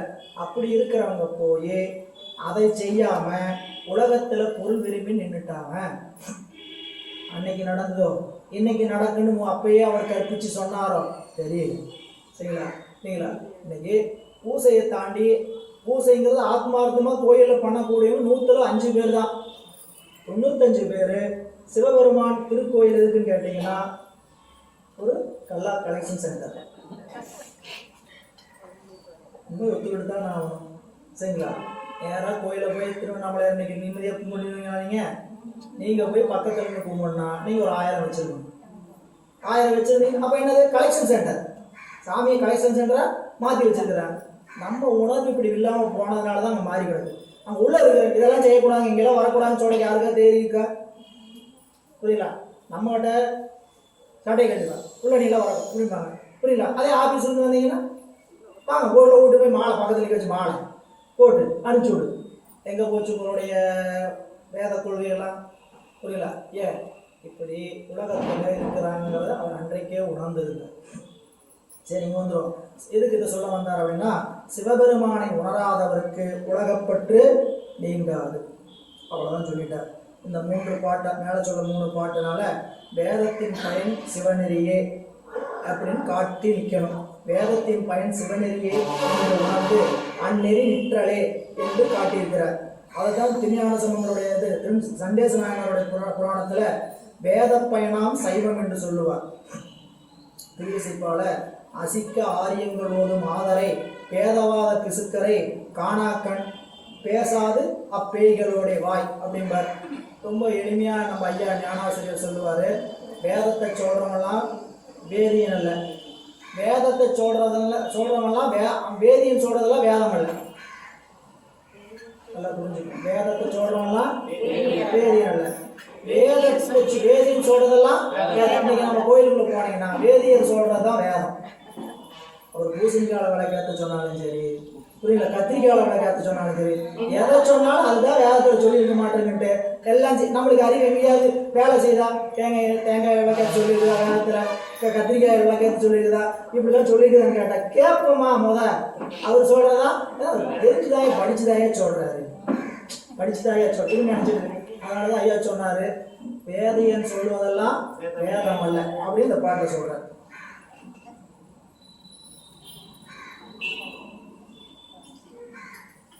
நண்பர்களே, இனி வேதத்தினுடைய சிறப்பை சொன்ன ஆசிரியர் ஆகமத்தினுடைய சிறப்பை சொல்ல முற்படுகிறார். அஞ்சனமேனி அறிவை ஓர் பாகத்தன் அஞ்சொடு 23 ஆகமம் அஞ்சலி கூப்பி 60 வரும் அஞ்சாமுகத்தில் அரும்பொருள் கேட்டதே. ஆகமம் எத்தனை? ஆகமத்தை சாமி யாருக்கு சொன்னார்? ஏன் ஆகமத்தை சொன்னார்? வேதத்தை சொன்னதோட விட்டுருக்க வேண்டியதானே, எதுக்கு ஆகமத்தை சொன்னார் அப்படின்னு உரையாசிரியர் முதல் குறிப்பு தரார். இங்கனம் இதெல்லாம் இந்த குறிப்புரை ரொம்ப முக்கியம். நீங்கள் வீடியோ எடுத்து போட்டு மீண்டும் பார்த்துக்கணும். எனக்கு இப்போ இதெல்லாம் குறிப்பு எடுக்க முடியும்னா எடுத்துக்க வேண்டியதான், முடியலன்னா அங்கே எடுத்து மீண்டும் ஒரு கேட்கணும். இங்கனம் பொது நூலை உணர்ந்த பின்னர் பலதலைப்பட்ட உணர்வினால் மறைவுற்று உண்மை யாது என ஆராய்ந்துணரும் வேட்கையும் அறிவும் உடையராயினார்க்கு அதனை ஒருதலையா உணர்த்தும் நூல் சிவாகமங்கள் ஆதனில் அவற்றது சிறப்பினை அடுத்து கூறுகின்றார். இங்ஙனம் பொது நூலை உணர்ந்த பின்னர், இதுக்கு விளக்கம் சொல்லணுமா? இங்ஙனம் பொது நூலாகிய வேதத்தை உணர்ந்த பின்னர் பலதலைப்பட்ட உணர்வினால் மறைவுற்று. இதெல்லாம் கேட்டதானே கடைசியாக என்னதான் செய்ய சொல்றீங்க, எனக்கு ஒன்றும் புரிய மாட்டேங்குது, மலைவா இருக்குது, வேதத்தை படிக்கிறதா வேண்டாமா, பிராமணரை ஏற்றுக்கலாமா ஏற்றுக்க, இதெல்லாம் எனக்கு புரிய மாட்டேங்குது அப்படின்னு ஏதாவது மலை விட்டு நின்னீங்கன்னா உண்மை யாது என ஆராய்ந்து உணரும் வேட்கையும் என்ன வந்துடும், என்னதான் முதல் பார்க்கணும் அப்படின்னு ஒரு வேட்கை, அறிவும் அப்படிப்பட்ட அறிவும் உடையராயினாருக்கு அதனை அந்த செய்தியை ஒரு தலையாக நிச்சயமாக உணர்த்தும் நூல் சிவாகமங்களாதலின் அவற்றது சிறப்பினை அடுத்து கூறுகிறார். அடுத்த குறிப்புரை சொல்றார். உண்மையை முற்ற உணரும் வேட்கையும், உண்மையை முழுசா தெரிஞ்சுக்கணுங்கிற ஆசையும், அறிவும் இல்லாது ஓரளவில் உணர விரும்புவரே உலகர். உண்மையை முழுசா தெரிஞ்சுக்கணுன்ட்டு நினைக்க மாட்டாங்க, ஓரளவு தெரிஞ்சா போதும் அப்படின்னு நினைச்சுக்கிறவங்க உலகர். அவ்வேட்கையும் அறிவும் சத்தினிபாதற்கே உலகம். சத்தினிபாதன்னா இறைவனுடைய திருவருள் அறிவுல விளங்க பெற்றவங்களுக்கு பேரு சத்தினிபாதர். இறைவன் ஒருத்தர் உண்டுங்கிறத தெரிஞ்சுக்கிட்டீங்கன்னா நம்ம அப்பதான் சத்தினிபாதர் ஆகும். அதுக்கப்புறம் அந்த உணர்வு கொஞ்சம் கொஞ்சமா தலைப்பட்டு கொண்டே வரும். அப்படிப்பட்ட சத்தினிவாதருக்கே இந்த நூல்கள். அதனால் உலகர் பொருட்டு வேதம் என்னும் பொது நூலும் சத்தினிவாதர் பொருட்டும் ஆகமம் என்னும் சிறப்பு நூலும் இறைவனால் செய்தளிக்கப்பட்டன. எனவே முதல் நூல் ஒன்றாகாது இரண்டாக ஏன் ஆனது என்பதை ஐயுற வேண்டாமை அறிக. இதுக்கு அருமையான சித்தியாரில் ஒரு பாடல், 8ஆம் நூற்பாடல் 15வது பாட்டு. கண்டிப்பாக குறிப்புரையில் குறித்து வச்சு 8ல் 5ல் போய் பார்த்தீங்கன்னா வேத நூல் சைவ நூல் என்று 2 நூல்கள். வேத நூல் சைவ நூல் என்று 2 நூல்கள். வேறு முல நூல் இவற்றின் விரிந்த நூல்கள். ஆதி நூல் அனாதி அமலன் தரும் நூல் 2. ஆதி நூல் அனாதி அமலன் தரும் நூல் 2. ஆரணு நூல் பொது, ஆரணம்னா வேதம். சைவம் அருஞ்சிறப்பு நூலா நீதியினால் உலகற்கும் சத்தினிபாதற்கும் நிகழ்த்தியது. பொது நூலாகிய நூல் உலகத்தவர்க்கும் சிறப்பு நூலாகிய ஆகமம் சத்தினிபாதற்கும் நிகழ்த்தியது. நீள்மலையின் ஒளிபொருள் வேதாந்த தீதிபொருள் கொண்டுரைக்கும் நூல் சைவம். பிற நூல் திகழ் பூர்வம் சிவாகமங்கள் சித்தாந்தமாகும். அதனாலதான் சேக்கிழார் பெருமானும் திருஞான சம்பந்த பெருமானும் புராணத்தை சொல்ல வந்தபோது வேதநெறி தழைத்தோங்க மிகு சைவத்துறை விளங்கு. வேதநெறி என்பது உலகத்தாருக்கு, சைவநெறி என்பது சத்தினிபாதருக்கு. சரிங்களா? அவங்களோட நம்மளை வச்சு நீங்க ஒப்பு காணக்கூடாது, அவங்க திருநீர் பூசங்களோட வச்சு ஒப்பு காணக்கூடாது. நீங்க உலகத்துல இப்படி செய்யறவங்க இருக்குதான்னு செய்யறாங்க, அவங்களுக்கு அவங்கெல்லாம் அப்புறம் அந்த நெறி நிற்கிறாங்களா அதெல்லாம் என்ன அப்படின்னு கேட்டு மலையக்கூடாது. அது படிக்கட்டு, நாம் அடுத்தடுத்த நெறியை ஏறி வருவதற்கான படிக்கட்டு. அங்கிருந்து நம்ம இங்கே வந்திருக்கிறோம். எப்போ இந்த பிறப்புல மட்டுமான்னு தெரியாது, எத்தனை பிறப்புல இப்படிலாம் நெறிய கடந்து வந்திருக்கான்ட்டு நீ விரிவ சொல்ற. எனவே அப்படி காட்டுற நீங்க பாடம் இருப்பாங்க. அஞ்சனமேனி அறிவை ஓர் பாகத்தன் கரிய நிலைமுடைய உமாதேவி இடப்பாகத்தில் உடைய சிவபெருமான். அஞ்சனம் அப்படின்னா மை, அஞ்சல்னா என்னதுங்க? திருவாசகர் சொல்றார், கண் அஞ்சனத்தர் கருணை கடலினர் உள் நின்று உருக்குவர் அன்பி. கண்ணில் மை பூசி இருக்கக்கூடிய அம்பிகையை ஒரு பாகமாக உடையவன். அதான் முதல் வரி. அஞ்சனமேனி அறிவை ஓர் பாகத்தன் அஞ்சொடு 23 ஆகமங்கள். ஆகமம் மொத்தம் எவ்வளையா இருக்கு அப்படின்னா 28. அஞ்சொடு 23. அஞ்சை கூப்பி 66 வரும். இதை யாரெல்லாம் சிவபெருமான்கிட்ட நேரடியாக கேட்டாங்கன்னா இறைவனை தொழுதுன்னு 66 பேர் கேட்டாங்கன்னு சொல்றாரு. 66 வரும். முகத்தில் அரும்பொருள் கேட்டதுவே பாடல்ல இந்த 28 ஆகமங்களை இறைவன்கிட்ட நேரடியாக உபதேசம் பெற்றவங்க 66 பேர் அந்த இறைவனை வணங்கி மேல்முகமாகி ஈசான முகத்தில் அரிய கருத்துக்களை கேட்டு உணர்ந்தனவாம். நல்லா கவனிக்கணும். இது இறைவன் 66 பேருக்கு சொல்லிய 28 ஆகமம். இந்த 28 ஆகமத்தை தான் நந்தியம்பெருமானுக்கு நேரடியாக ஒருத்தருக்கு மட்டும் சொன்னார். 2 வேறு வேற இல்ல. 66 பேத்துக்கு இந்த 28 ஆகமத்தை எப்படி எப்படி சொல்லியிருக்கிறார் சொன்னார்னா 66 பேத்துக்கு 28 பிரித்து சொல்லலை. புரியுங்களா? அதில் 10 பேருக்கு சொன்னார்னா அந்த 10 பேர் தனக்கு கீழே 66 பேத்துக்கு அது கிளைகளையே நல்லா விளக்கமாகவே உரையாசிரியர் எழுதியிருக்கிறாங்க ஆகமத்தை படித்து. சரிங்களா? ஆனால் அந்த அளவெல்லாம் நம்ம விரிவாக பார்க்க போகிறதில்ல. ஆகமம் 28.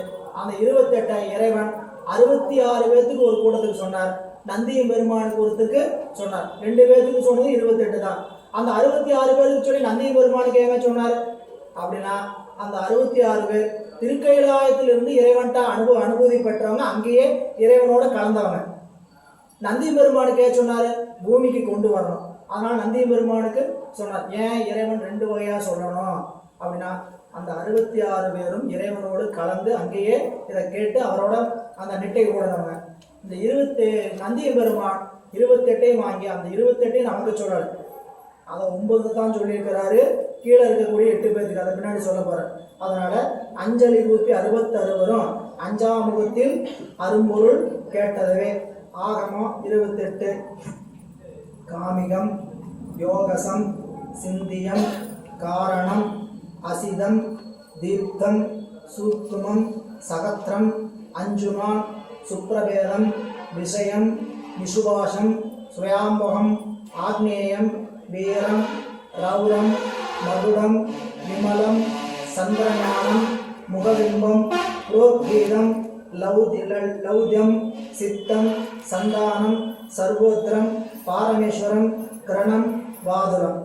இதில் நம்ம பெரும்பாலும் அடிக்கடி காதல் கேட்கறது காமிகம் முதல் வாதுலம் ஈராக. சிவஞான போதம் படிச்சவங்களுக்கு ரௌரவம் ஒரு வேதம் தெரியும், ஆகமம். ஏன்னா சிவஞான போதம் ரௌரவம்ங்கிற ஆகமத்திலிருந்து தான் மொழிபெயர்க்கப்பட்டது சூத்திரம் அப்படிங்கிறது சிவஞான முனிவருடைய கொள்கை. சரி, அப்படி ஏதாவது பேர் சொல்லிங்கன்னா பதிவில் தெரிஞ்சுக்கங்க. இப்படிலாம் ஆகமங்கள் ஏன்னு கேட்டீங்கன்னா அதை பேரை கண்டு மலைய வேண்டாம். இப்படிலாம் ஒவ்வொரு கோயிலையும் ஆகம வழி பூசை நடக்கும். 28 ஆகம வழியும் கோயிலில் பூசை நடக்காது. ஏதாவது ஒரு ஆகம வழி அந்த கோயிலில் பூசை நடக்கும். அப்படின்னா இதெல்லாம் நீங்கள் அந்த கோயிலில் போய் எங்கேயாவது கல்வெட்டுலையோ அங்கே எங்கேயாவது ஒரு இதில் பார்த்தீங்கன்னா அந்த கல்வெட்டில் கும்பாபிஷேகம் நடக்குதுன்னா என்ன ஆகம முறைப்படி இந்த கோயிலில் பூசை நடக்குன்னு சொல்லுவாங்க. புரியுங்களா? நீங்கள் அடிக்கடி இந்த மந்திரத்தை சொல்லும்போது கேட்டீங்கன்னா புரோகேதம் அப்படிம்பாங்க. கவனித்து பார்த்தீங்கன்னா தான் இதெல்லாம் தெரியும். என்னமோ மந்திரம் சொல்கிறாங்க, நம்மளுக்கு சம்மந்தம். கவனிச்சிங்கன்னா என்ன மந்திரத்தை நீங்கள் பெருமானுக்கு நாம் எப்படி 12 திருமுறை பாடுறோமோ 12 திருமுறை பாடுறதுக்கு முன்னாடி சாமிக்கு என்ன பண்ணுவாங்க? வேதத்தினால மந்திரம் சொல்லுவாங்க. ரிக் வேதம் சமர்ப்பயாமே, யசுர்வேதம் சமர்ப்பயாமே, சாமவேதம் என்ன? அது சாகைகளை உடையது. அது பாட்டு மாதிரி இருக்கும். ரிக்வேதமும் யஜுரும் பாடும்போது சொல்லும்போது பார்த்தீங்கன்னா அது மந்திரம் மாதிரி சொல்லுவாங்க. சாகை பாடும்போது பார்த்தீங்கன்னா சாகை வேதம் சொல்லும்போது பார்த்தீங்கன்னா அது மந்திரமாக இருக்காது, என்னவா இருக்கும்? பாடல் வகையில் இருக்கும். சரிங்களா? இதெல்லாம் எல்லாமே இறைவனுடைய புகழப்பாடல். எந்த மொழியும் எந்த வேதத்தையும் குறைய அனுப்பிச்சிட வேண்டாம். இறைவன் எல்லாத்தையும் விரும்பித்தான் கேட்டிருக்கிறார். சரிங்களா? நமக்கு தெரியாது, அதனால அதை நம்ம என்ன பண்ணுறது? ஃபாலோ பண்ணுறதில்ல. சில பேர் ஃபாலோவும் பண்ணுவீங்க, தப்பும் கிடையாது. சரிங்களா? தமிழ் மொழியில் இந்த அந்த சண்டையெல்லாம் நம்மளுக்கு தேவையில்லை. ரெண்டும் இறைவன் விரும்பி கேட்டிருக்கிறார். சரிங்களா? அதனால தான் ஆரியன் கண்டாய் தமிழன் கண்டாய். இறைவன் யாருன்னு கேட்டால் வடமொழியும் தென் தமிழும் ஆனாய் நீயே. அப்புறம் சொன்னாங்க. சரி, இங்கே வந்துருங்க. அடுத்த பாட்டு பாருங்க. அண்ணல் அருளால் அருளும் சிவாகமம் எண்ணில் 20 கோடி 100,000 விண்ணவன் ஈசன் விழுப்பம் உரைத்தனர் எண்ணி நின்ற அப்பொருள் ஏத்துவன் ஞானே. ஆகமங்கள் எண்ணிறந்தன. இதுல நிறைய முதல் பாட்டுக்கே குறிப்பு இருக்குது. அதையெல்லாம் சொல்லாம நான் கடந்து போறேன். ஏன்னா உரையாசிரியர் அந்த 66 பேர் யாரு, அந்த 66 பேருக்கு என்னென்ன ஆகமம் சொன்னார், சரிங்களா அப்படின்னு காட்டுறார். அதையெல்லாம் வகைப்படுத்தி நீங்க, அதனாலதான் அதுல சிவபேதம் ருத்ரபேதம் உண்டு. ஆகமத்திலே என்ன பேதம் உண்டு? சிவபேத ஆகமங்கள் உண்டு, ருத்ரபேத ஆகமங்கள்லாம் உண்டு. அந்த சிவபேதத்துக்குரியவங்க யாரு, ருத்ரபேதத்துக்குரியவங்க யாரு அப்படிலாம் தெரியணும், சரிங்களா? இதெல்லாம் நாம் தெரிந்து கொண்டு நாம் ஒன்றும் பண்ண போகிறதில்ல. நாங்களாம் தெரிஞ்சுக்கிட்டு என்னங்கையா பண்ண போகிறோம் அப்படின்னா, நம்மளுடைய இறைவனை அறிவதற்கு எவ்வளவு வாய்ப்புகளை கொடுத்துருக்குறாங்க, சரிங்களா? நாம் எதையுமே அறிந்து கொள்ளாமல் வழிபாட்டில் பெருமான்கிட்ட ஒரு வெறும் விண்ணப்பத்தோடு மட்டும் நிற்கிறோம். எது வேணும் அது வேணும் இது வேணுட்டு. பெருமானை உள்ளூர உணரணும். இப்படிலாம் நம்ம தெரிந்து கொள்ளும் போது தான் அவனுடைய கலப்பு எங்கேயும் இருக்குங்கிற அறிவே முதலிட்டோம், சரிங்களா? சரி, இங்கே வந்துட்டீங்கன்னா பாட்டுக்குள்ள வாங்க. அண்ணல் அருளும் ஆகமம் சிவாகமம் எண்ணிலே அவை எவ்வளவு எண்ணிக்கை இல்லாத அளவிறந்தன. சிவபெருமான் உயிர்கள் மேல் வைத்த அருள் காரணமாக அருள் செய்த ஆகமங்கள் என்னால் கூறி 28 என்னும் அளவில் இல்லாமல், நம்ம பேருக்கு தான் 28ன்னு சொல்றோம், அது எண்ணிக்கை இல்லாம போகுது அப்படின்னு சொல்றார். அப்புறம் அடுத்தது 28 கோடி 100,000 விண்ணவர் ஈசம் விழுப்பம் உரைத்தனர். விண்ணவர் என்பது யாருன்னு கேட்டீங்கன்னா, மேலே கூறிய 66 பேரும் பிறரும் சிவபெருமானது மேன்மையை தத்தமக்கு இந்த வாட்டால் விளங்க உரைத்தார்கள் என்ற. அதனாலதான் ஆகமத்தை பத்தி சேக்கிழார் பெருமான் சொல்லும் போது எண்ணில் ஆகமம் இயம்பிய இறைவர். திருக்குறிப்பு தொடராயனருடைய வரலாற்றுல பெருமான் நந்தி பெருமானுக்கு உபதேசம் பண்ணார். அப்ப அம்பிகை அருகாமையில் உட்காந்து கேட்டுட்டு இருந்தாங்க. அப்ப அந்த பாட்டை சொல்லும் போது எண்ணில் ஆகமம் விரும்பி இயம்பிய இறைவர் தாம் விரும்பும் உண்மையாவது பூசனை என உரைத்தார்ல. சரிங்க, 28 ஆகமம்னு சொல்றீங்களா? இந்த 28 ஆகமத்தோட சாரம் என்ன, புளிஞ்சா என்ன அப்படின்னு கேட்டா, சிவபெருமானுக்கு பூசை செய்யறது பிடிக்கும், அவ்வளவுதான். அங்க போய் இங்க போய் அதை இது கத்துக்கணும், ஆகமத்தை படிக்கணும், ஒண்ணு வேணும். ஒரு எளிமையான வழி. இறைவனுக்கு என்னையா பிடிக்கும்? சிவபூஜை. எங்க சொல்லிருக்கு? 28 ஆகமத்தோடைய சாரம் அவ்வளவுதான். எண்ணில் ஆகமம் இயம்பிய இறைவர் தாம் விரும்பும் உண்மையாவது பூசனை என உரைத்தருள. அதனால அம்பிகை என்ன பண்ணா, அப்படியா சாமிக்கு தான் பிடிக்குமா, நான் இன்னும் சாமியை பூசை பண்ணணும் ஆசை வந்துச்சு, அவ்வளோதான். போனாங்க காஞ்சிபுரத்தில் பூசை பண்ணணும், இதான் வரல. அதனால இங்க எண்ணின் என்ற அப்பொருள் ஏத்துவன் தானே அப்படின்னு காட்டுற. 59வது பாடல். பண்டிதராவார் 18 பாடையும் கண்டவர் கூறும் கருத்தறிவார் என்க பண்டிதர் தங்கள் 18 பாடையும் அண்டம் முதலான் அவன் சொன்னவாறே. இந்த பாடல்ல 18, அதாவது மொழிகள் 18, அதை படித்தவங்க பண்டிதர் அப்படின்னு காட்டுறார். அதை காட்டுகின்ற பொழுது பண்டிதர் ஆவார் 18 பாடையும் கண்டவர் கூறும் கருத்தறி வாருங்க. அதாவது சிவபெருமான் தனது திருவருள் காரணமாக அருளி செய்த மேலான ஆகமங்கள் வானத்தில் உள்ள தேவர்களாலும்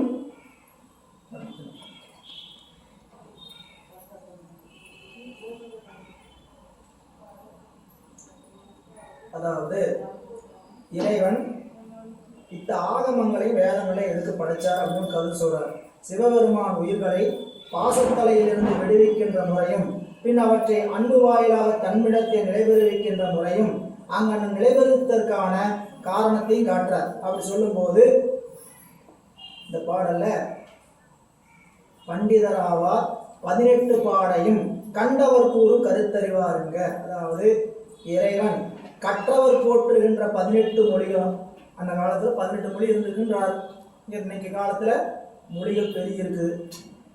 கற்றவர் போற்றுகின்ற 17 மொழிகளும் சிவபெருமான் தனது அறத்தை பொதுவாகவும் சிறப்பாக உணர்த்தக்கு அமைத்த வாசல் வழி. அதனால் கற்றவர் எனப்படுவார் யாருன்னு கேட்டீங்கன்னா, பல மொழிகளையும் உணர்ந்து அவற்றால் சொல்லி முடிந்த பொருளை உணர்ந்தவரே என்னாரு. சரிங்களா? நாம பல மொழியை படிச்சிருக்கோம், ஒரு மொழிக்கே திண்டாட்டம். தமிழை படிக்க சொன்னோம்னாவே போச்சு, புரியுங்களா? தமிழை படிக்க, அது தமிழ் திருமூல தேவாரத்திலும் படிக்க சொன்னோம்னா போச்சு, புரியுங்களா? ஏன் அது அன்றைய வழக்கில் தமிழ் அப்படி இருக்கு. அதனால தமிழ் அதை படிக்க படிக்க தாங்க படிப்புன்னா என்ன, படித்தலுக்கு பேர் தான் படிப்பு. சித்திரமும் கைப்பழக்கம் செந்தமிழும் படிச்சிங்கன்னா வந்துடும். நம்ம என்ன பண்ணணும், முயற்சி பண்ணி படிக்கணும். திருமுறையா தினமும் ஓதணும். திருமுறை படிக்க வரலையா ஒரு நியூஸ் பேப்பரை படிக்கணும். தமிழ் ஆங்கிலம் படிக்கிறதுக்கு என்ன, நியூஸ் பேப்பரை படிப்பா.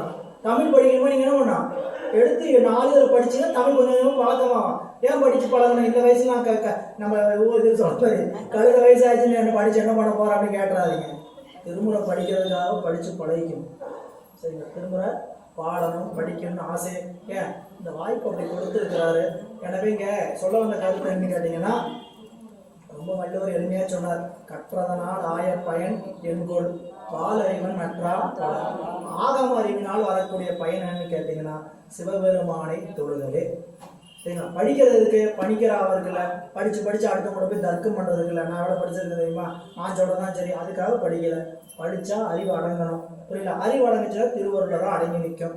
அதுதான் இந்த பாடலில் கற்றவர் என்பவர் பெருமானுடைய திருவடியை அடங்கி நிற்பதற்காக தான் அந்த அறம் சொன்னார். அதனால தான் திருவிசைப்பால கற்றவர் விழுங்கும் கற்பக கனி. சிவபெருமானியார் கற்றவர் விழுங்கும் கற்பக கனி என்று சொல்கின்றார் என்ற சிந்தனையோடு இன்றைய சிந்தனையை நிறைவு செய்து கொள்கின்றோம். திருச்சிற்றம்பலம். என்றும் இன்பம் பெருகும் இயல்பினால் ஒன்று காதலித்து உள்ளமம் பங்கிட அன்றுளார் அடியார் அவர் வான்புகள் நின்றெங்கும் நிலவி உலகலாம் வான்மிகழ்வடாது பெய்க மணிவளம் சுரக்க மேன்மைகள் செய்வ நீதி